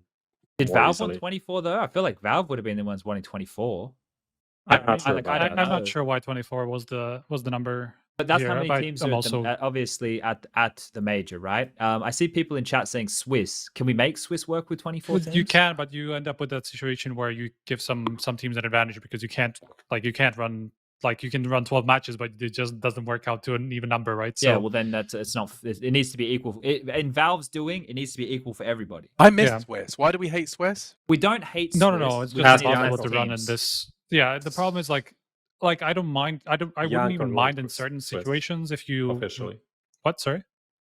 I'm saying Yanko ruins Swiss officially. Really? Yeah, I like that story. I'll be holding on to that one. Yeah, but I mean, the reason why you don't want to do it here is just because, like, especially if it's like a qualifier, essentially, like a part of a qualifier, you don't want to give teams like a an advantage, right?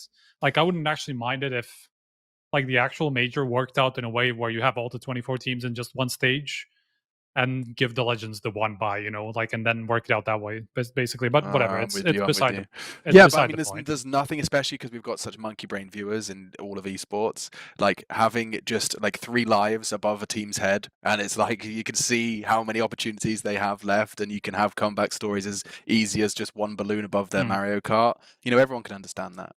Like Yeah. we saw how ESL, for example, did the what was it, 2 Pro League seasons ago, where they did like the double round robin stage essentially. Like you can do stuff like that where you just like run another group stage after like a stage like this, but it's all going to be kind of fucked with this amount of teams. So, and you're just going to have to, there's going to be the gives and takes anyway. All right. Just don't lose. Just Yeah. don't lose. Yeah. I mean, I'm just like Easy. in general, like Simple. as Don't much of a lose. hater of the hater. Well, yeah, I have a bittersweet relationship with the round robin. I kind of started going on back on the train of like I'm fine with best of ones, even like especially when you have this many matches. Like you can make that argument, oh, you lose both pistols, you lose both anti-forces, and you lose the map because you're down 0-6, blah blah blah. First of all, that's not even the case anymore. Like it's much more like the first 3 rounds are much more contested these days because of the economy and stuff like that. So that's, and also because of the changes that were made to like time, to round time and stuff like that. Everything has changed in that aspect. It's not like 2 pistol round wins just automatically mean match victory these days. So like best of ones in general, I feel, I don't really have data on it, but I feel are much less random as they used to be. And especially like you can still make that argument, okay, you get unlucky one game where you lose like 2 of those 50-50 pistol rounds and you lose both of the anti-forces. That's one match though. Like you play 5. Like if you're the good team and if you're meant to go through the group, this is maybe going to happen to you like 1 or 2 matches, but you're still supposed to go through that group. Didn't Peta do something on this, Chad, or something similar where he looked? Oh no, that was the 11-4 comebacks. He didn't do one as well, did he? Where he showed how often. No, the 11th. Yeah, that was like a no. But did he? Maybe that's the next project for Peta and his stats, to just prove that when a team is expected to come out of their group, how often they do. Like how often a best of one upset's prominent in. That could be something that, maybe, because then it could be an alarming stat that we go, holy shit, we can't do this format, we can't justify it. But at the moment, it's just smoke and mirrors, and everyone just throwing their opinion into the ring without anything qualitative or quantitative. The problem is like there's no. I literally had that. I had that conversation with Carmack, or not even a conversation. It was just like a Twitter back and forth. Like based on seeding. Well, basically, like he was asking, I came up with stats for something else, but he was asking how it looks between best of 3s and best of 1s. I'm like, there's literally no data on that in the last 2 years among top 20 teams. Like we've played something like 50 best of 1s in those 2 years. Like there's nothing that you can read from that. So it is just, it's impossible. And the last go for it. Bro. Yeah, the last event that we had, was it Katowice the play-in or Cologne play-in? Yeah. All of the favorites won the best of ones. So okay, so the most recent history is good. Facts. That's like super small sample size, but I think that proves our points that best of ones are the same, if not better, than best of 3s in determining. I think the bigger problem is definitely the round robin, just because like I can feel that this is going to be the event where we get the most fucked scenario that exists in a round robin, and we're going to get 4 teams fucked out of the major because of it. Like that's just what I feel is going to happen this event. If people remember Pro League, right, when we had the last day of Pro League, every time we had those segments, or the last 2 days of each group of Pro League, we were setting the context of what does this win mean. Striker, you were doing stuff with me, how there was lots of information out there to try and make that, and Alex and I were trying to stay on top of it in terms of who qualifies and goes where. Now that's going to happen, Alex, 4 games in a row, right? Because they're each a different group matchup, right? Every day. But that's not all. But that's the problem is like this is like we just had a discussion about this like in the user room. Like this is like round robin on steroids, because there's major implications on top of this, and like endless. How are we going to keep based on that? How are we going to keep on top of it? I don't know. Like I really want to. I really want us to be able to stay on top of it as HLTV. As just to make sure that we can keep people informed. But it's going to be fucking difficult. Like it's really hard. I mean, it's not even just your responsibility. I feel like we need to have broadcasts, something, 100%. assets to be able to communicate that effectively. Yeah, that's something that I've talked to I mean, just Michal and just generally some people from ESL about, just because it's their responsibility, right? I will, once again fly my ESL flag and say that there's been productive change in that respect, as in like broadcast assets in general. Like, a member of the talent team says this is interesting to me, and we actually have something in front of you that the viewers can consume and understand that something's important. That's getting there. So now all the question is plugging that into the workflow. Hopefully, I'm just a little bit worried that from what I know, Michal's not actually going to be working IEM Fall, which is gonna put pressure on me for sure, because like It's I had somebody to problematic. bounce off of what I was going through, like the round robin scenarios. I'm not even like I'm confident about the round robin scenarios. It's just the extra implications that come in from the major stuff and like from the RMR standings, because that's just much more complicated, and it just so it just depends on so many other results and stuff like that, on who can go through, who cannot. Sometimes we'll get guarantees and stuff like that. Like some teams are just, as long as you place here, you're just guaranteed through. There's nothing that can change that, right? Like we're going to get to that point. But in some of these fucking obscure scenarios, it's just going to be really hard to work out like what needs to happen for them to go through, not go through. Are they even through or are they not through? Like this is just going to be really hard to stay on top of, like during the day. It's going to be a mess. When you have like best of ones, especially, like you just have no time to figure it out. Like it's going to be hard. Well, at least it's going to be exciting for one way or another, where we're all going to be in the dark for certain moments. Here's what I want to do, boys. Let's go into North America and CIS, and let's do those, and then we'll circle back into Europe, because I think Europe's obviously the most exciting one for everybody playing at home. Lucas, bring this one up. This is in the chat for everybody if you guys want to click it. This is for the CIS. Now, just to quickly go over those teams for our audio-only listeners. Navi, Gambit, VP, Force, Spirit, Entropic, K23, Akuma, Namiga, Unique, AVE, or AVE, and I don't know, Indie Array, whatever the fuck they are. I don't know how to. Cool. Anyway, Devcost is in that team for anybody who wants to know. Devcost teams. Whoa. All right, that's he was a Simple replacement when Simple was banned. Everybody, if you're not too familiar with that whole storyline, now it has to be good if he replaced Simple. Let's quickly get the news headlines right here, because VP are the team out of all of these who are in hot water. I believe that Navi, Gambit, they're looking all right, but it's like VP are on the cusp, right? If Navi are already through. Okay, Navi are based, like, assuming they don't make any change, like obviously. But unless they get deductions, they're through. As things stand, they're through basically because of the group seeding. Essentially, like there's no way that more than 4 teams can go above them. Okay, so Navi are the first team locked in for the major. Yeah, exactly. Which is fitting because they are the -- team in the world. So we'll cop that one on the chin. Yep. But as far as the rest of them go, I think like K23 are just above that line, right? Whereas somebody like VP are just under that line. So looking in at their group, they're going to get an opportunity to go head to head with K23. But let's just go. So Group A, I think Navi are still going to try, right? Like Navi are still going to want to get out of the group. They're still going to want to show that they're good in the region. And you want to make sure you get a Legends spot instead of a challenger or a contender, because that's going to mean you're further forward in the tournament that is the major if the formats are being run the same as they previously have. So this is where we have these little caveats because we don't know exactly what format PGL are running, but let's assume it's like normal. You get yourself a Legends slot, which there are 3 available for the CIS region, I think. There's 5 in total. 1, 2, I'm counting 2 CIS Legend spots. Okay, 2 Legend spots. So you want to get one of those if you're Navi. It'd be great if we had Navi and Gambit already through. Okay, so Prof, looking at Group A, with that known about Navi, what are we thinking here? Is this a Navi even going to get through the group? We know how they go against teams like Akuma. Oh, come on now. Yeah, I think they will. I think overall, even at Blast now, they were pretty solid, pretty consistent. So I think I'm kind of certain Navi will still make it through, and Spirit probably alongside They've been shitting the bed a lot, but could be Entropic because as you said, Spirit have been very, very up and down.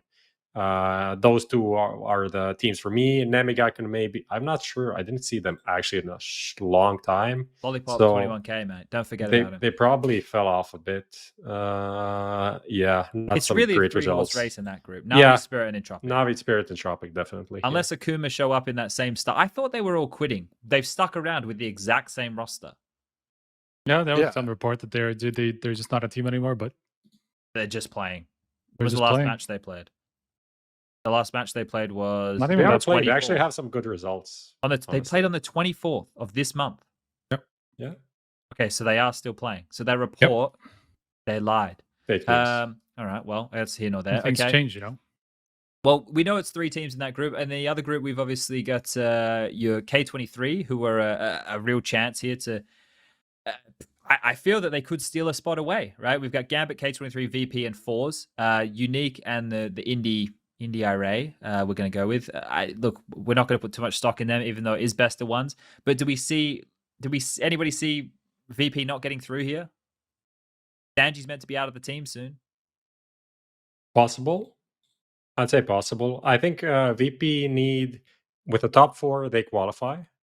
Okay, so they have to get through the group. But 5th place can also work out, depending on how the other things finish, because they have a pretty big disadvantage, like in terms of points, compared to K23, who are 5th, and VP are 6th. There's like almost 1,000 points between them two, so they need to kind of make that difference, right?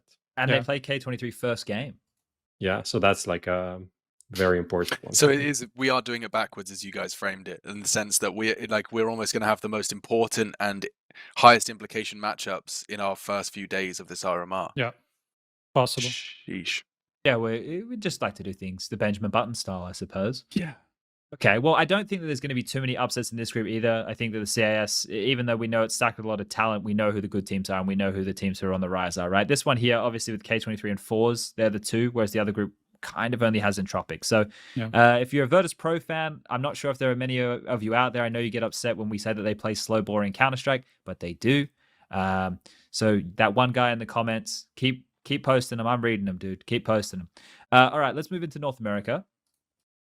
Considering just to touch on Virtus Pro quickly, just considering their head-to-head with FaZe, I'm not super hopeful about them making top 2 in the group, because there's Gambit as well in the same group. So that's obviously no one's expecting anything funny business out of Gambit, are they? I'm just spoke over. Nah. They're good. They're good. Yeah, they'll be fine. They do fine domestically, right? NA. Too many worries. You know who the number 1 ranked team in the NA RMR is? Extreme Mums. Don't forget about it, boys, because it is easy to forget. Everyone has. They can qualify here easy as anything, right? Like all they need to do is come top 3, Prof, in the group, and they should be through. They got the most points. 5 the teams safest from North just America because go through. They're like the safest for some reason, because they have like just above the points that you get for like whatever it is. I mean, I just have to actually check the numbers on that. They have 5 as well, right? So it must be 2-2-1 again. I think they're the only team who can still go through even if they don't earn points at this event. Essentially, I think that's the deal. Even though it would just take like some big fuckery for them to advance if this happens, but they're the only team who technically can, even though they don't earn points. I think the NA is pretty straightforward in that aspect. I don't know how many teams have also had such a severe drop off after changing one player than Extremum. Like they went from rank 14 in the world to 80th in an 8-month span as JKS left, according to HLTV. Yeah, it hasn't been going well for them. They've been in what we're starting to coin as the washing machine of the tier 2, tier 3 Counter-Strike, and they've never been able to get out of it. Like they've had like a 3-month break. They had 3 months where they hadn't played a single official. So like they're unable to do well in the tier 2, tier 3 events, and because of that, right, we're not really seeing too much from them. But they did beat Dignitas 2-0 the other day. I did get myself a little bit of that match going in. So I think that this type of event, when you consider their group, I just want to make this clear for everybody at home. John G bailed on his team. He left Bad News Bears, which means what a legend. Which means now they cannot play the major qualifier, right? The RMR event. They have to play it with their coach. They can't add another player because the rosters are already locked. What's he doing that's so important? Looking for a new Valorant team or a Counter-Strike team. Not making himself the most likable player. Let me put it this way. Let me put it this way. For everybody at home, if Bad News Bears came top 2 here, right, or if they made it into the playoffs, right, just quickly for a little striker check. Only best of ones. Would they have made it, striker, to the major if they had been able to come top 4 here? I think, like, basically in NA, it's pretty much like who goes top 5 is 2 through. Like, okay, so with some like possible exceptions there, but I think it's pretty much like. I'll take that as a striker certainty, right? I'll chalk that up on my board here. So even no, be 6th and win the.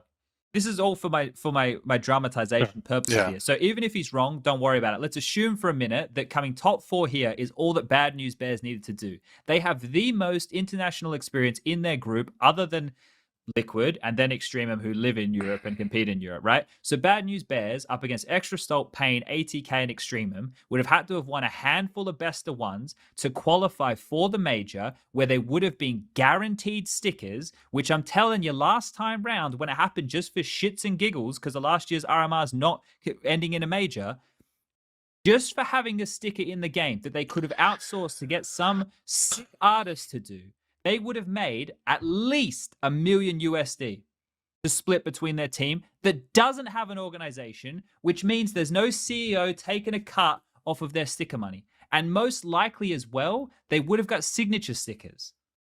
And I don't know how much money we're getting for signature stickers, but I'm going to say it would have been more money than they would have got paid from an organization in North America to play full time. All he had to do was play this last event and try and qualify to have enough money that he wouldn't have had to have been part of an org. Yeah, well, Chad, something you don't understand is that he puts his all, when he puts his all into something, he puts every ounce of his being into it, such as this project since February. He just put all of it in, not enough, obviously, for sticker money and years safe salary. But this thing is crazy, dude. Like I messaged Gomez, who's the used to be manager of Vox Eminor, used to be the manager of Renegades. Now he's some 100 Thieves. Yeah, 100 Thieves. Now he's some guy over there at Order in Australia looking after their esports stuff, right? And Chris is very experienced in the esports world, used to work for HLTV. Yeah. I asked him because there was a team there's been a couple teams in Oz who have become X teams recently. And I said, like, oh, let's just say, live in a hypothetical, X Direwolves, if they won and they qualified for the major, they wouldn't need an org. It's kind of like, and he was like, yeah, like because we talk a little bit. He was kind of giving me some of the numbers and shit and the lay of the land. And like if they are, if like the TIs, right, the big events, if in Dota, if you qualify for the TI, you don't need a fucking org. Right? Like you get enough money. So this is the same kind of system that could exist in Counter-Strike. It's just a bit of a problem that there are orgs paying people 30,000 euros a month to play Counter-Strike. Yeah, but whatever you do, don't tweet about how much they're being paid, because otherwise you won't get, never mind. You know what? I mean, you've got to think that John G, like, considering at what point it came, you have to think that John G just made a massive emotional decision, right? And there's a chance that he's just gonna, like, whatever, sober up, come back to the team at least for the major, just to have that, like, or for the RMR anyway, just to have that like final run with the team, right? Just because of how shitty this timing is, and that they have nothing to do otherwise. He probably has nothing to do other than dude, I can't imagine watch that. Valorant. The day he sits down, it's the RMR starting, and he just reality starts setting in. Like, wow, I actually have nothing to do today. Like, could have played a couple of CS games, I guess, with the lads. Yeah, let's go ESTA. I guess. But that's what I'm thinking, right? Like, you have nothing else to do. Like, might as well just fucking finish off what you started, right? At least you've battled through all the nonsense. You've got you've got Junior back. You got something to work with. You've got the most international. Anyway. Is it Sheikh Zula though? That's the coach, no? Sheikh Zula's the player now. The coach is Mad Cow. Mad Cow. Sheikh was the coach. Okay, so Mad Cow. Okay, the fellow I've seen scrolling through. Yeah. Yeah. Okay. When we're in the Go TV and you see his name, that's the one. That's the man. All right. So from Group A, guys, who's going through? I'm going to put my faith in Extreme Mums. Anyone got anything? I got bad news bears. I got bad news bears actually. Wow. Yeah. Can anyone get me a John G shirt printed as well? So I get that in the mail. Imagine if Bad News Bears qualify without him. I'd actually come. That would be enough for me. That would be so exciting. I would be hyping them up. I'd be making hero pieces about each individual member of Bad News Bears. Wisher. Let's talk about Mad Cow. Born on the day Counter-Strike wasn't. Oh dear. Okay. Well, what's that was the weird on Group A, right? Like, what the fuck happening with Xtrasalt? With what? What do you mean? I mean, I feel like I haven't. Yeah, right. They went 5 maps against Godsend. Yeah. They kind of fucked up. Mad Cow stickers. They would be so fucking highly contested, bro. Xtrasalt actually not bad. ESCA 4 wins. Blast qualifier reached the final, lost.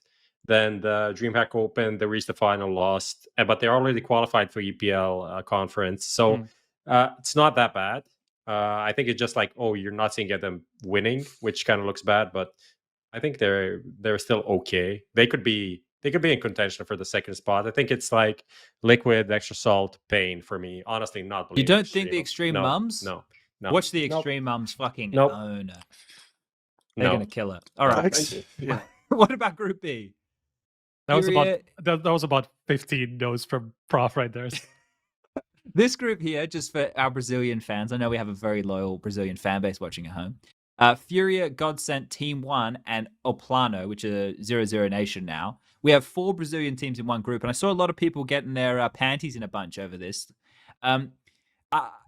To be fair, I'm sorry, they could have just played the South American qualifier if they wanted. So that is very what's the true. point? There are That's- 5 American teams in Group A. Are they even? No, there are like 3.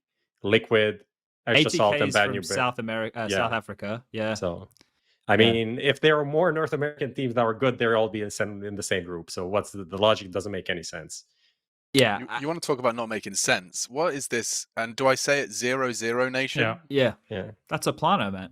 Yeah, no, I know it's a planet. I'm looking at the roster. It's hype as fuck. But like, I mean, the roster hasn't done anything yet, has it? Like, that's particularly noteworthy. Like, Well, the why good news are they is- not blowing up? This is supposed to be the like long lost 100 Thieves drama brigade back and fragging, and yet it hasn't really happened. And the brothers.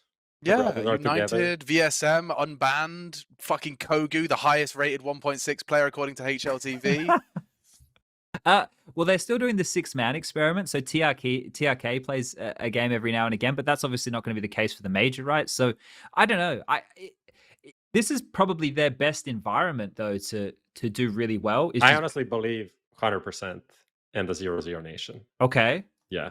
Is that No, like for a this, joke? Because they're it's going to qualify 0 for the major. Yeah. Yeah. Okay. Why? 1-0-0. It just makes sense. It just makes sense. Yeah, tell me your Elaborate. logic. No, it's just like they finally actually started playing in Europe now. Yes. Like they had, because they were signed, so they had a bit more experience.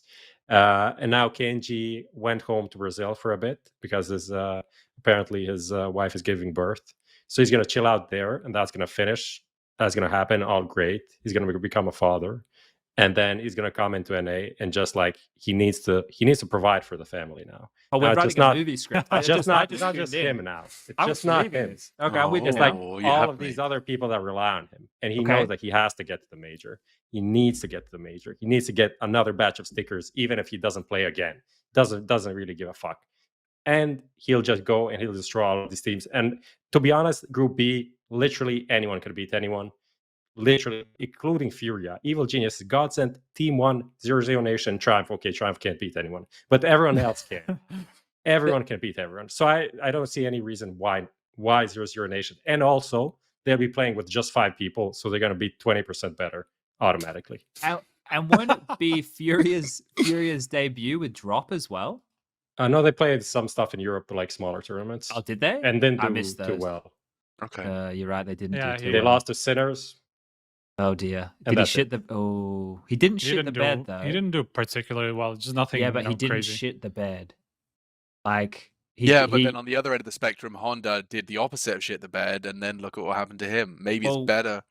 he made it through the first night, and we thought he was fine, and then we took off the protective sheets, and then he shut the bed. Yeah. So That's it was- actually a perfect metaphor. it was one. Nice. He bought the trust. He bought You the pulled trust. out the protective But sheets. I can kind of see this, Prof. Right? But Right. what if I take it one step further? Right? So you've just laid out the KNG story, right? But on the other side of things, it's like we're running like the Mighty Ducks at the same time, but from we're watching 2 different teams' perspectives. On the other side is Godsent. Parker, the 2-time major winner, has grabbed his best mate Phelps, and they've gone down to the local school and grabbed a ragtag band of fraggers who they just see playing Counter-Strike every lunchtime. They've got this kid called Lato, this kid called Dumau. They brought them into the fucking team.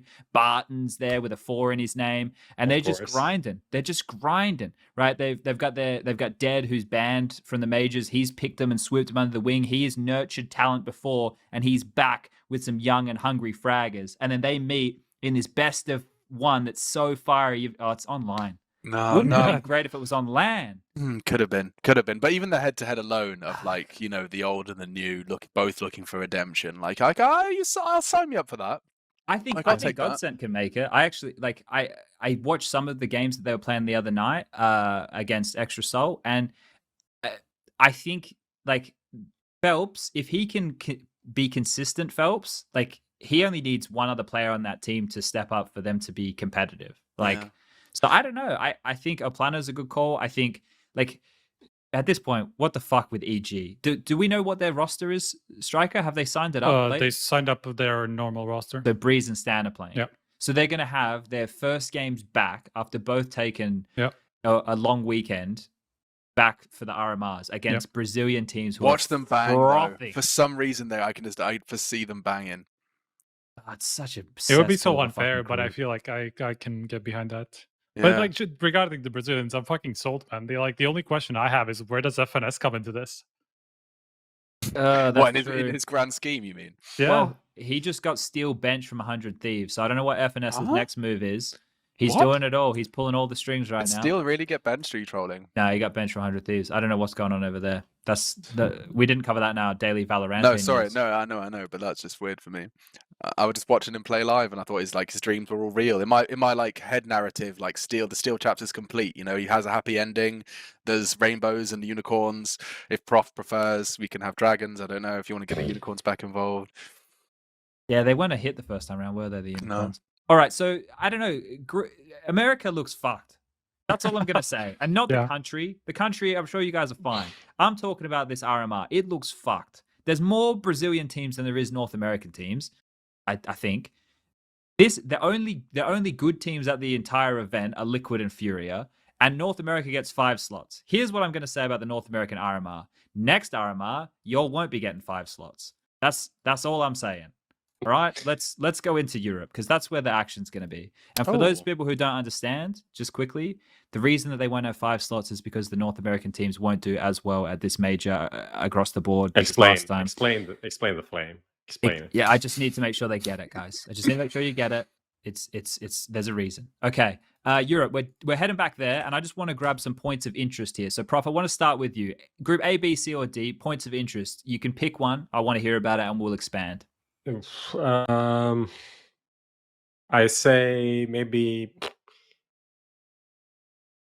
So hard. I'd go for maybe OG in Group C. Okay. Maybe start there because they don't have a lot of points and no coach. They have no coach. They signed up a Finnish player as their 6th as a potential sub or something. Okay. And like their form has been pretty shit recently, and a lot is on the line here because imagine this team not going through. Actually, fuck it. Imagine Mousesports not going through. That's a big deal. I think Mousesports not going through, that is roster changes imminent for me. They are the team that's making a roster change immediately. Not maybe immediately because they can't get anyone, but they'll. But Torzi's ban will be up by then, right? Yep. Yeah, if they miss this major, then this major should be the last one. The last one where it's. Okay, so he would be able to join in place of Acor, and we have a sneaking suspicion Rops isn't going to be hanging around either. So Mousesports would probably be having roster changes towards the tail end of this year anyway. Yep. Yeah. So they might just come earlier if things go to shit here.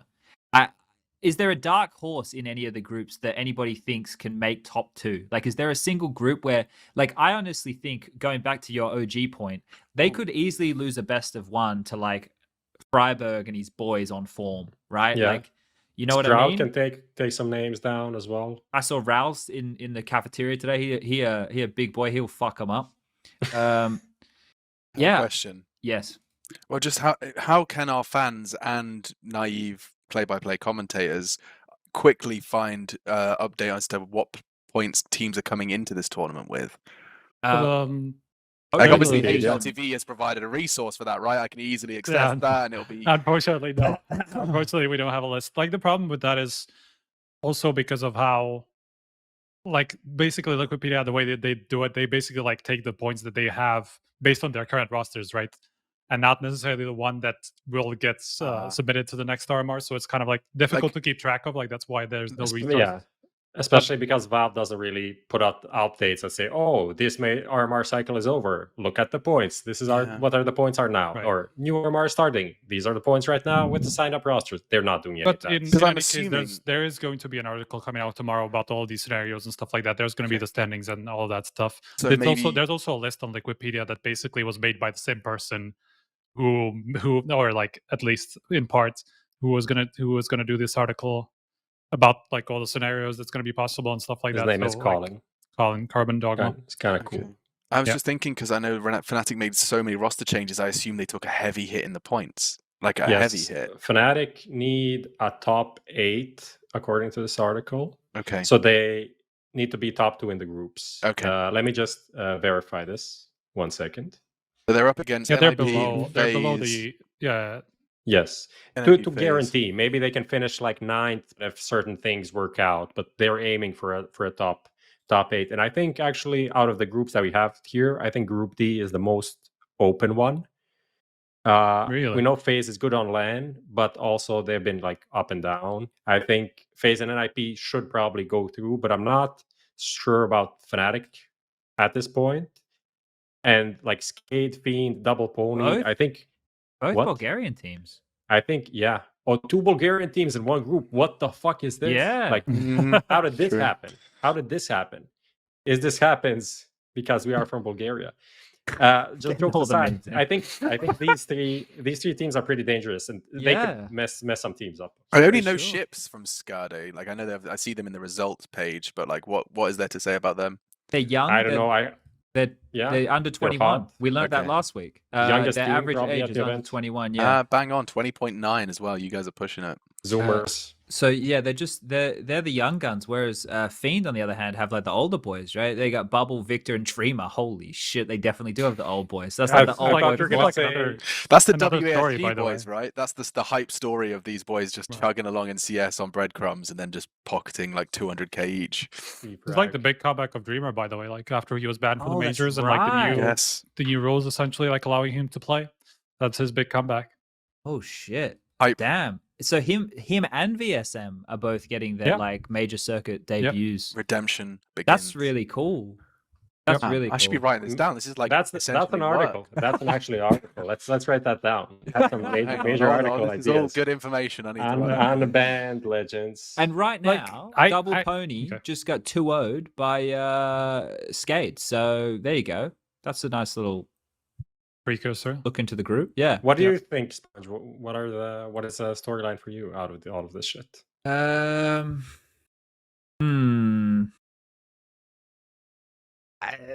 There's a lot for me. I don't know. I think that this one here, there's going to be like whichever team. There's going to be at least one big name that doesn't get through, and there's going to be like tiers. Like there has to be one of these big teams that doesn't get through. They're just Yeah. like I think OG. The problem is they've had so many like last hurdle heartbreaks. That I feel that they're done, right? Like the Counter-Strike gods might take a little bit of pity on them in this case, right? Like they've done their time. They've lost enough of their own map picks. They got knocked out from Renegades and the Plains of like they've done their time. Like they've been cursed for long enough. And Alexi B in majors, he does all right, right? So maybe, just maybe. I mean, yeah, you have to go back. Like I keep coming back to mouse sports and that Group A for sure. Like also G2 I considering kind their of want it recent. to be G2 Yeah, or Wait. Astralis. I don't want it to be G2, but I think there's a chance. or Astralis. Oh, you want Astralis not to make it? Well, but like if any team, We could get sinners instead For of these I really underdog want- I stories really- to yeah, manifest, we sure. need to lose legends as well. You know, that's Yeah, how I it don't. works. I really wouldn't want to lose Astralis though. yeah, you're right. You Not wouldn't having want to Astralis see at the Because it was just like the- sinners. I'd What's rather that? have sinners at the major than Astralis. Fuck. Oh wow! Okay. Would be banger. I think it's the Shit. closest to a creation theme that I have anytime soon. Yeah, well, Fnatic's the closest I'm going to get, and that hasn't got me far There you go. anyway. Yeah, I don't know. That nothing seems clear for me here. Like And Group C is the one that I like. Apart from Group A, which is kind of like the obvious one, where like mouse sports G2 weird form, right? Like Group C is the one where I feel like literally outside of Vitality, anything could happen. we're gonna get some insane Counter-Strike. Dignitas. I haven't seen Dignitas playing against relevant opponents in so long. You know what's so cool about all of this though? Like it's kind of just hitting me in the like. How many of these matches have you seen recently? Like other than the big names, like a Right. heroic Astralis Sure. or a big G2. When was the last time you saw fucking movie star writers get a chance to take on Astralis. Like someone was going to go and find it and be like, it was actually 3 months ago. But my point here is like, we're going to get such a contrast of matches. It's not going to be, well, 2 weeks ago when we saw this team play this team in the semi-final of this event, this is this. It's going to be, oh shit, Skater coming out the gate here. They're really, really fast. And like we're 6 rounds deep or whatever. They've gone for the pace change. NIP, they've gone to like, it's gonna be Counter-Strike. I'm getting fucking. You should be a caster or something. That was pretty exciting. I'm more G'd up for it than before I got on the airplane. Actually, I mean, outside of the big teams, I think the one that interests me most is FPX.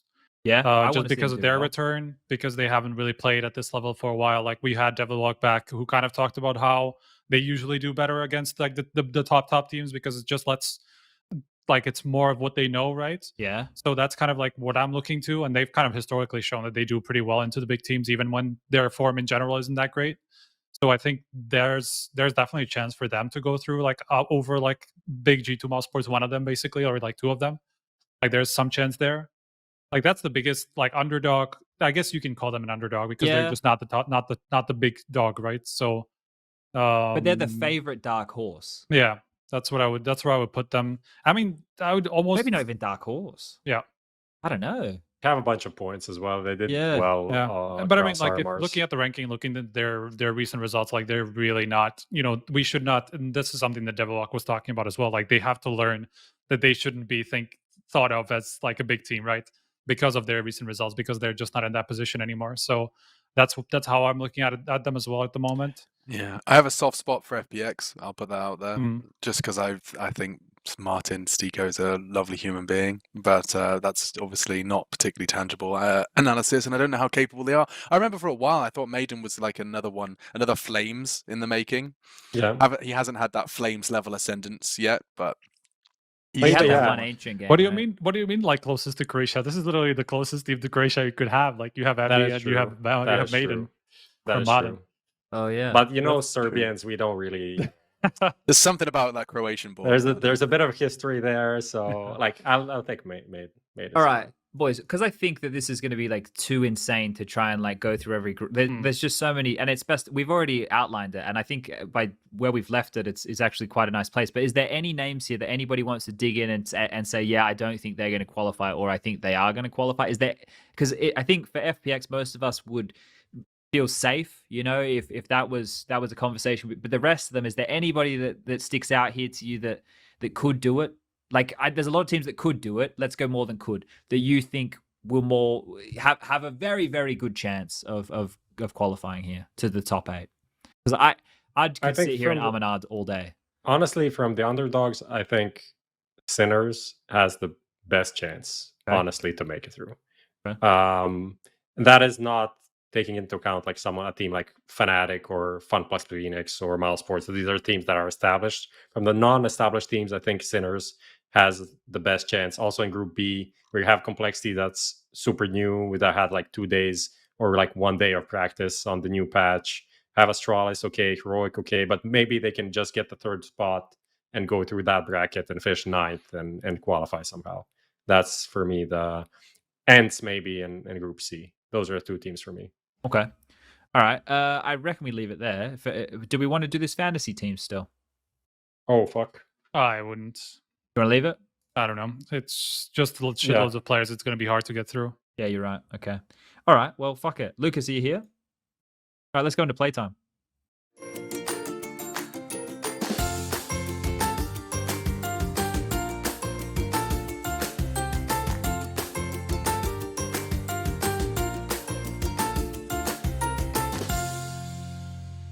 All right, we are back from playtime. We're going to get stuck into things with the Parry Match Matchmaker. Prof, how are you feeling about this one?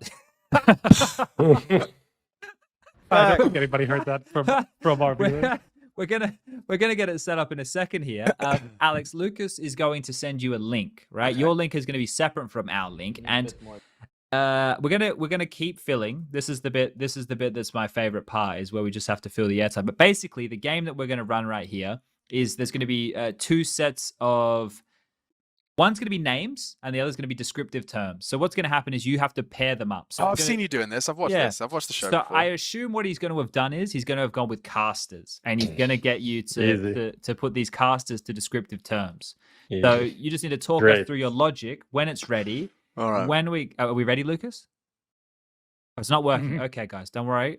I'm ready. I'm ready to really just fill it. Quickly, bring up the fantasy team. No, the fantasy team will also require Lucas to do a lot here. So let's just bring up this one while we're waiting for it. So the initial matches, which we can talk about here. Let me just boys, while we wait for Lucas to get his shit together, have been released on HLTV, and I can't post them in the chat because I'm not logged in. Otherwise, I would for all of y'all.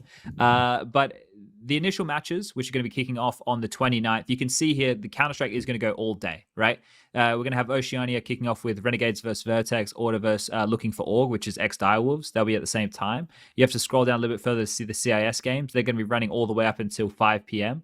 So like a 6 p.m. finish. Then that's when Europe's going to take over. Europe's going to go all the way up until probably 11 o'clock, 12 o'clock at night. And then once that's over, South America is going to kick off. And then the next day is the next week is when Asia and North America are going to kick off. And we're going to do a similar type thing. Like you guys probably, if you tune into the broadcast, hear us talk about the Counter-Strike network. Well, for those of you who were around for Road to Rio's RMR early last year, it's going to be the same kind of thing. We're just going to be going 24 hours. non-stop. Yeah. It's just going to be, you turn the stream on, you get to see some Counter-Strike being played for the major, right? All right, here we go. So have you given Alex his link? I have a link. Okay, so the link with all the colors is for us. The link with the little boxes, Alex. I have boxes. All right, nice. Okay, so for our audio-only listeners at home, we're going to get into the Paramatch Matchmaker game, and the names of casters are Sponge. Analysts. Oh, okay, and analysts, sorry. Every single name on this list is casted before. Sponge, Henry G, Moses, Pansy, Pimp, and Sean Gares. And we've got the descriptive terms as hardest worker, biggest talent, taught me the most, hard to work with, easy to work with, and duo potential. So you can select multiple options for multiple people. Okay. Well, I mean, Chad Sponge Birchall's on the top of my list. Does that work with you? Yeah, that's the first cab off the rank. Yeah, okay. So you're definitely the hardest worker of all of us. Like, he was the one person that tried to sell everyone on, yeah, we're not going to instigate change by saying we'll do it. We just have to do it, and then they'll see our value. And this was like the Chad Birchall's school of thought that has led him to the success he's currently reaping. So undoubtedly, hardest worker is Chad Sponge Birchall. In terms of, Henry G, he's kind of taught me how to be like a functional human being. So taught me the most, definitely gets a tick from that, as well as duo potential, because come out of retirement, Henry G, get that TriCast going, please. Moses, I love that human.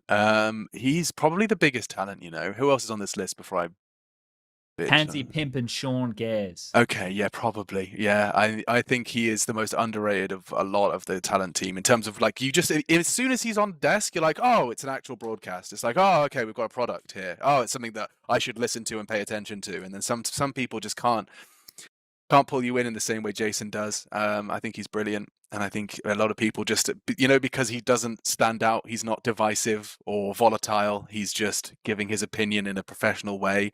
It's not what the internet likes. The internet's not going to make clips out of that, but they will sit there and consume it. Does sometimes get a cream pie to the face, though, and the people at home love that. They do love cream pies. I heard the internet loves cream pies. I did. Pansy, speaking of cream pies, what we got here? Well, she definitely taught me a lot as well, and very easy to work with because she's one of my friends. And duo potential. Can I tick 3 boxes? Oh, of course. Okay, yeah, I love Lauren Pansy Scott, and I'm so happy that she's slaying the world of Valorant. Like, we didn't give her enough love. We didn't tell her that she was good when she was, so now she's fucked off to greener pastures, and we're all paying the price. I would like it, though, if they could get her, no offense to her current co-caster. I'm sure he's a fantastic guy. But a great duo, and we've had it in Counter-Strike before, was Lauren and Sean casting together. Yeah, so do you know what, though? But unfortunately, Riot have their grubby mitts, and it's all about regions. Like, if you're a European talent, you're a European talent, and you're now in this box, and Sean has sold his soul to North America, so we don't get him, from my understanding. Pimp. Hard to work with. Take that one. Why? Why? Oh, I don't know. Just in general. I mean, like, he's not particularly difficult to work with. He's not so. You know, you have to work harder on the desk. When I was hosting desks, Jacob was quite new to it, to be fair. But like, you know, you had to work really hard to not just get like an absolute opinion, like they're shit, they'll lose. It's like, oh, yeah, I know, I understand that you personally believe they'll lose, but like, we're here to discuss why, and that was a little bit more hard, a bit more pulling teeth than. Pimp does love those Yeah, I mean, when he still. says when he comes back from a desk and he just goes, it's just simply not good enough. I'm like, yeah, mate, but they are a professional salaried Counter-Strike team. Let's talk about why it wasn't good enough, as opposed to just thinking your opinion is enough validation in itself. Sean Gares, love that man. He is definitely one of the biggest talents in terms of just straight up having applicable skills. I think he was one of our golden geese. Yeah, losing Sean's a bit rough, isn't it? Like, I think losing Sean is probably. I can't think of maybe Nitro. Maybe like losing a player and losing Sean. I think Sean maybe even is a bigger scalp to have lost than some of the players that we lost to Valorant. Yeah, dude. I mean, just think about it. Like, he was not only a super informed IGL, but he was capable of putting his nuanced and mumbled word vomit in his head into an articulate sentence. There's a lot of in-game leaders that I think thought better than, if not as the same as Sean, but couldn't in any way present it in such a digestible way. I think Sean Gares was this beautiful bridge. I think Chad is the closest we've come, where it comes to a pro player who can literally just be articulate and explain what's cool about the Counter-Strike world. It's very hard to have that mastery of your vocabulary. And I think Sean had it, and I think Chad's our new Shawnee G. All right, well, that's all the names. Do you want to give him a second, or is he just going biggest talent? No, that's the biggest. I think that's what he is. Yeah, duo potential. I'll take him as well if Chad retires. I'll take a bit of Shawnee G. Bring him back. Bring the kids with him as well. Give us something to do. That's true. He is locked to America for so many reasons. I hadn't remembered all that. Well, that was a fun game. Nice one. I can't wait for all Pimps fans to tell me. Appreciate that. Well, yeah. Someone's gonna send it to him. He's gonna watch it on stream. Then someone's gonna clip, and then it'll be react to Pimp reacts to. Yeah. Okay. Cool. Infinite loop of content and clicks. Yeah. Check out new 50 headshot game in global elite matchmaking. Also, Machine thinks I'm trash. Oh, dear. All right. That was the Paramatch Matchmaker game. We've nailed that one out the way, and we're going to jump into the update conversation here just on the way out the door. Now, Alex, I know that you were away from a computer for basically 2 weeks, but did you get the MO on what most of these changes are looking like? Yeah, I actually am about to, as soon as this podcast finishes, try it out for the first time. I want to play some Wingmans with Hank and see how it feels. The thing that I'm most excited about, and I know it's probably not the thing that should be coming out of my mouth, is I'm about to cast a game where people can drop nades. But I'm more excited about the fact that the game apparently has feeling better for players. And I know that's an imperceivable one. It's to do with the ragdolls, I believe, or there's a smoothness to them. Yeah. There was something that between the two, FPS competitors right now where I was like, oh, Valorant does feel smoother. And I'm interested to see if CS can get back to that, because it was always seen as, the premium product. I want to see how good CS feels. These PCs that we're on right now, I was playing earlier and they're banging. So you're gonna have no dramas there. But that ragdoll thing, they didn't mention it anywhere in the update. So is it a placebo or are we all tripping? I don't know. No, I don't think it is. Like, I noticed also some things that were like, this looks kind of different. It feels like it's more exaggerated now, I guess. Like, they don't just like fall over into a heap. Like, if you headshot them, their body will. It's not like in 1.6 where they go flying back and there's a fucking lamp there. Have the full animation, right? But it's still more noticeable when you get that headshot, which is kind of cool. I think that's nice. One of the things though, and maybe people in Twitch chat, maybe they could let us know if they're experiencing this. Obviously, I play a lot of Danger Zone, but I also noticed this with some crouching in Counter-Strike. Is when I was crouching and releasing the crouch key, I felt like I was doing like a jarring extra little right? Like, I don't know if that is anybody else is experiencing that. It could just be a high ping thing because I play from Malta, but I was feeling a bit more of like, So give it a try, and that is the term you got to go with. Or shunting. Using a shield, you're shunting. Yeah, but if it is a thing and people are actually experiencing it, let me know, because I guess we can investigate further, maybe get like 3 clicks Phillip on it or something like that. Prof Strike, have you guys played any like pugs or anything on the Dust Tour? Have you caught any of these more recent games that have been on the current patch? Actually, not in I the. played just like one pug, the short version, and we won the CT side like 7-0. So Are we it was expecting kind a of huge useless. change to the CT side of Dust 2? Well, Like Aggie B, Halls plays, all of that. we spoke about it a bit last time round that you now have more options for going aggressive middle, but it looks like people already have found out a molly. Did you guys see this on Twitter? They have a molly you can throw from spawn to doors, like almost insta. I think it's going to have an effect. Of course. So basically, what we've gone from is like having to smoke off a middle just to get rid of the op angle to now having to smoke off middle so we can go aggressive in middle. It's it's weird. Run boost molly. Oh, I saw from one T-Spawn. without it. I saw a guy just throwing it. He just ran and jumped off the ledge and released it. It's not going to be easy to throw, but with the shit that pro players can throw these days, I wouldn't be surprised if that's something people can do. But I actually think the biggest change is going to be the M4. I slept on it initially, right? Someone in my chat when I was streaming was like, "Oh, the silenced M4. What do you think about it now, Sponge?" And I was like, "I think it's fucking trash. Like, I'm on high ping. It fires too slow and shit." I think it's gonna like the Frib was saying. I think it's probably going to be the go-to, and that might have some really good effects on the CT side of the economy. It's a cheaper M4, right? We know that you're going to be able to get like more potent buys in earlier, and now you can just go the M4 AUG combo. What you were going to do, Alex? Remember how you said you were going to like in your get? So you can do this now. Like if you want something with 30 bullets, you go the AUG. If you want something, you know that, and the M4 seems viable now. I don't know. Maybe I'm over selling it, but I think that for me is going to be hopefully the biggest change, and maybe we see less saves. Do you think that could be the case, Prof, or do you reckon I'm talking about my ass? I think I don't know how much is going to affect the economy because $200 isn't that much. Yeah. But you know, if you can get M4A1S no nades instead of FAMAS and nades, that's probably going to be the difference. I feel like. Other than that, yeah, I think it's going to help the CT size a bit. I think primarily what it's going to do, it's going to just flip the M4A1S to M4A4 ratio. Is going to be, I feel like it's at least going to be closer to a 50-50, if not more, for the silenced at this event, when before it was like 90-10. Can I have a quick summary of the M4A1S changes? Because it's come gradually, right, to the point where now all of the changes compounded with the bullet damage change could lead to an overpowered or a much stronger rifle. Like it was, they added an extra 30 bullets to the mag, right, or something like that. An extra clip. 5 on top. Yeah, extra clip and 25 bullets instead of 25.75. 25 now, 25.75 plus new bullet damages on top of that, and a cheaper price.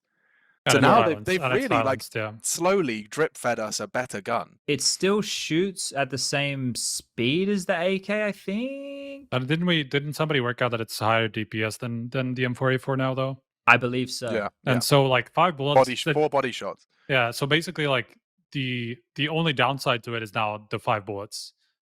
And like honestly, if you think of the upside, which is obviously like it being silenced, no tracers, like. If you think about it, like when we used to have like more of an M4A1S meta, like the CT side was just different, right? Just because of like the Ts didn't have like the instant, confirmation of where bullets were coming from, stuff like that. Like some of these like split seconds that made the difference. Like that was curious.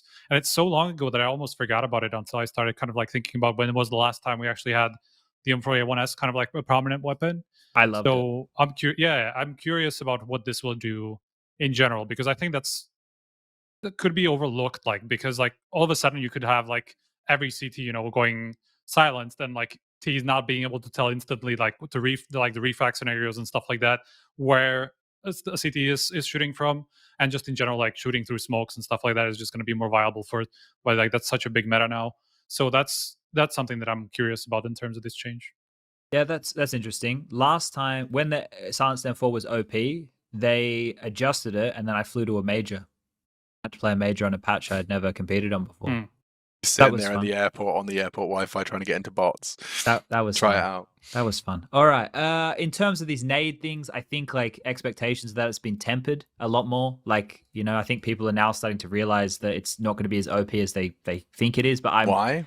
I think in the beginning people didn't quite understand it, and they think that you can just do a lot more of these like nade stacks where you can just, and they think that's going to be a viable thing. Has the nade limit of how many you can have as a team increased in any capacity? Actually, slightly, because you can buy. Because you can leave them on the floor at spawn, no? No, but But You you can can only only- buy. Yeah, you go. You go.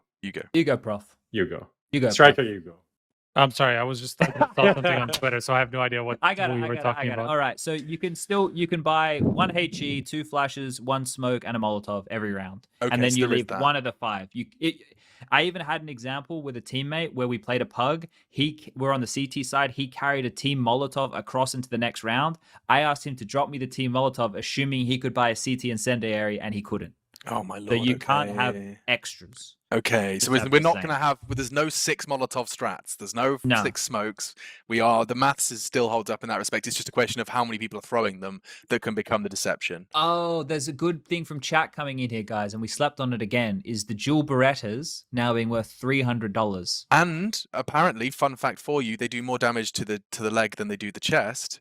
So it's like a 3-shot up close leg shot with the dual Berettas. That makes a lot of sense. Yeah, so if you see pros buying them and aiming at people's crotch, it's because that's the more effective way to kill them. Lower time to kill.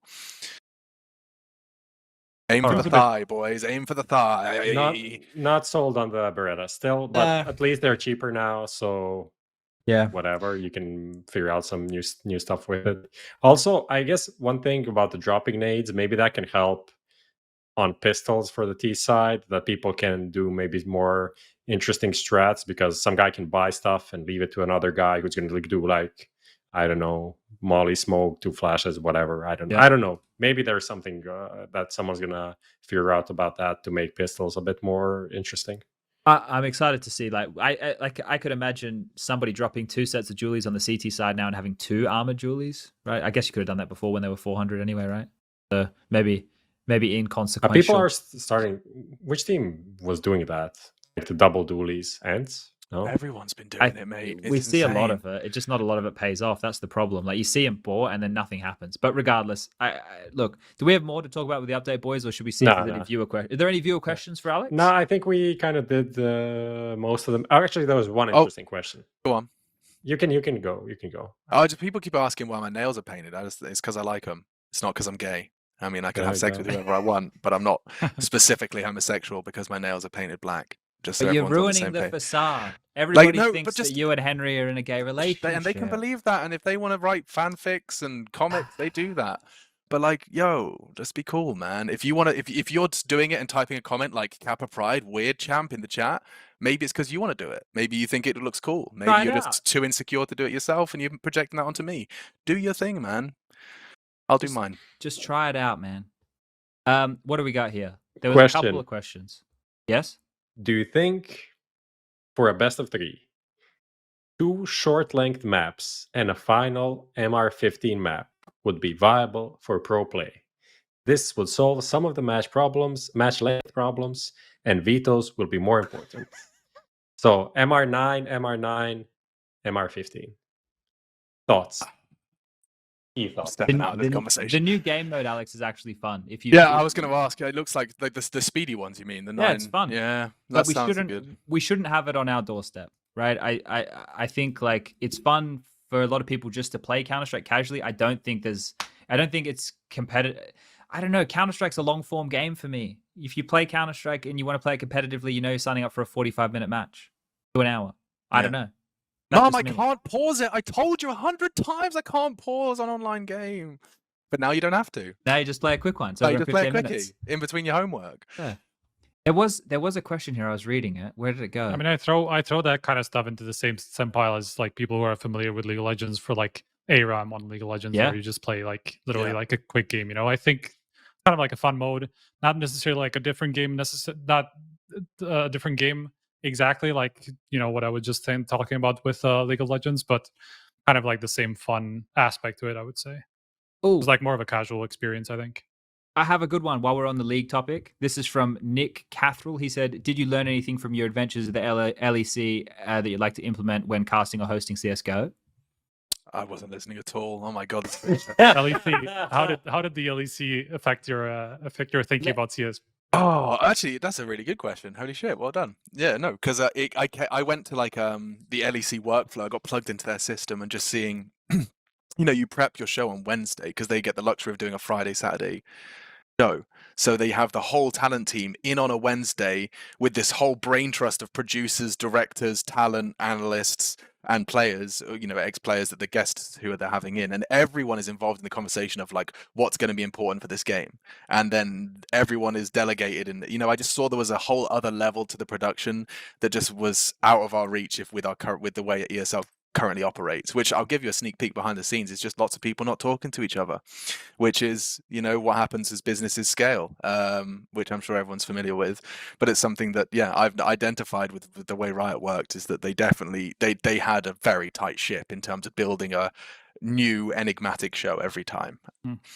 Like as much as obviously like people will like or dislike a scripted, like a more scripted, I don't want to call it scripted because obviously there's like improvisation there still, because I am somebody who like often like sometimes follows League, so I just have that comparison, right? So like what I like about it in particular is just how on it they are in terms of like using stats and being able to just like somebody asks, like from what I've noticed from like these systems, somebody asks for a stat, they get it back like within a minute. But do you know why? And like, so it's so cool. Do you know why? Here's the difference. We're two third-party companies where the best person to do the stats is HLTV, who say, give me money. And the person that runs the show says, give me money. And then no one does anything. Whereas with Riot, they've got a lovely girl called Connie who sits in the office every day, and she literally, her whole job is to do stats. And she comes into that meeting with the fucking biggest dick in the office, slaps on the table and says, you might be interested in this. And it's like a 3-page Google Doc of everything that's statistically interesting this week. We don't get those from HLTV. And I'm sure Martin would have a pretty price to put on that. So it's just an endless game of who's going to pull the trigger first. That's why we don't have fancy stats packages, because you have to pay for them. Yeah. I mean somebody would have to be like super dedicated to that, right? Which is the issue here is it's not like we have an advanced system at HLTV that we can access stats. He's called Pekka. Just give us his tweets ahead of time, and I'll sound 10 times smarter. Well, we don't have his tweets ahead of time, so how do you expect us to do that? That's the issue. Like all the stats that we have on HLTV for our social media team are the same stats you have. You just need to find them, right? Anyone can do it. I guess that's that's also a difference of how you structure it. Yeah, I mean, Peter obviously has access to more than that, but this is all manual. Like we don't have a system where you can just like pull a lot of stuff out like in a simple way, right? Like a lot of these are going to be complicated, whatever scripts that you have to run through a database to figure things out and stuff like that. So it's like you would just have to have like a dedicated team like Riot has, that actually just concerns themselves with how can we make broadcasts better through stats? Like how can we use stats to make better broadcasts better? Like obviously that's not our job. That's not what we want to do.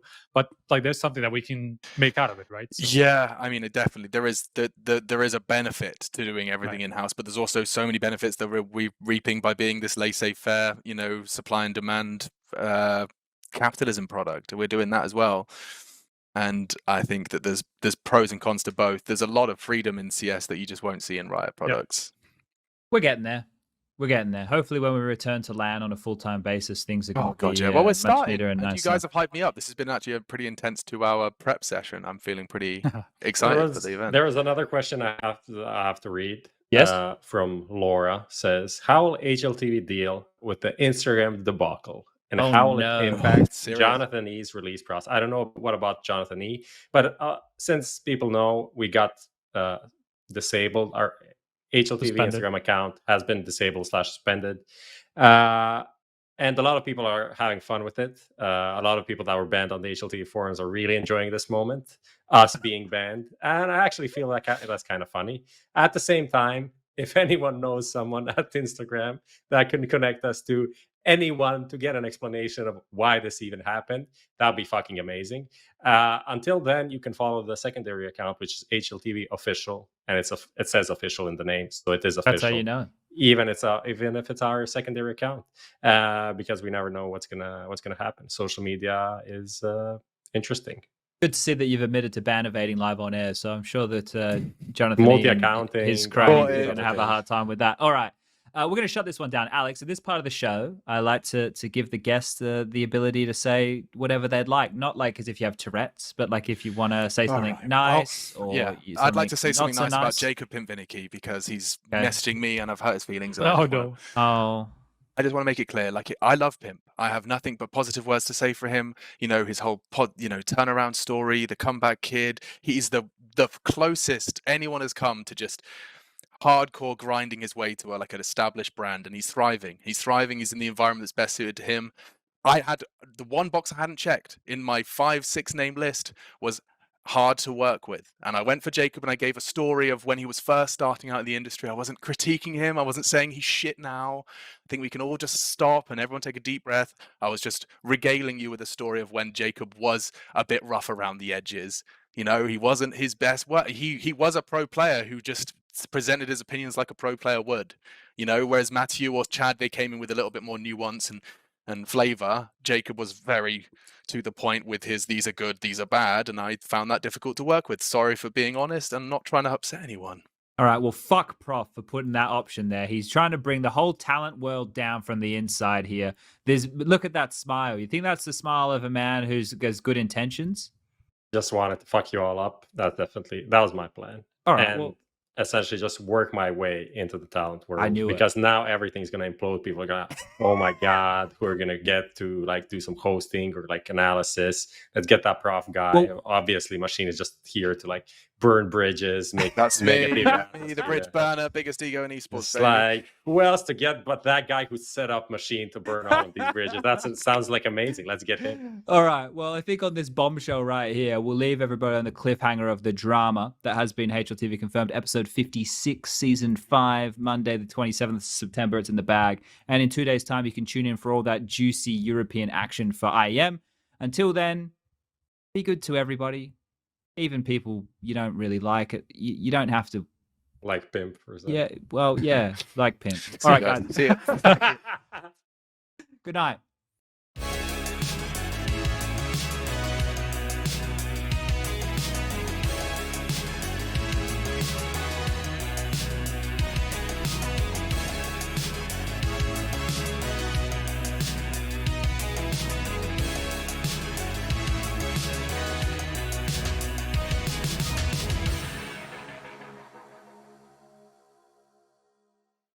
Add some fun to your space with Xtrfy, designed in Sweden with focus on quality products built on experience. You're looking at Project 4, their 4th generation of products with super cool colorways to stand out, with matching sets to satisfy with a solid B4 bungee, lightweight ergonomic M4 mouse, the K4 keyboard is fantastic, all of which are performance focused, and finish it off with colorful GP4 mouse mats that are bold in design and smooth on the surface. The retro theme in particular has got the feels. Complete your setup with Xtrfy. No regrets, guaranteed.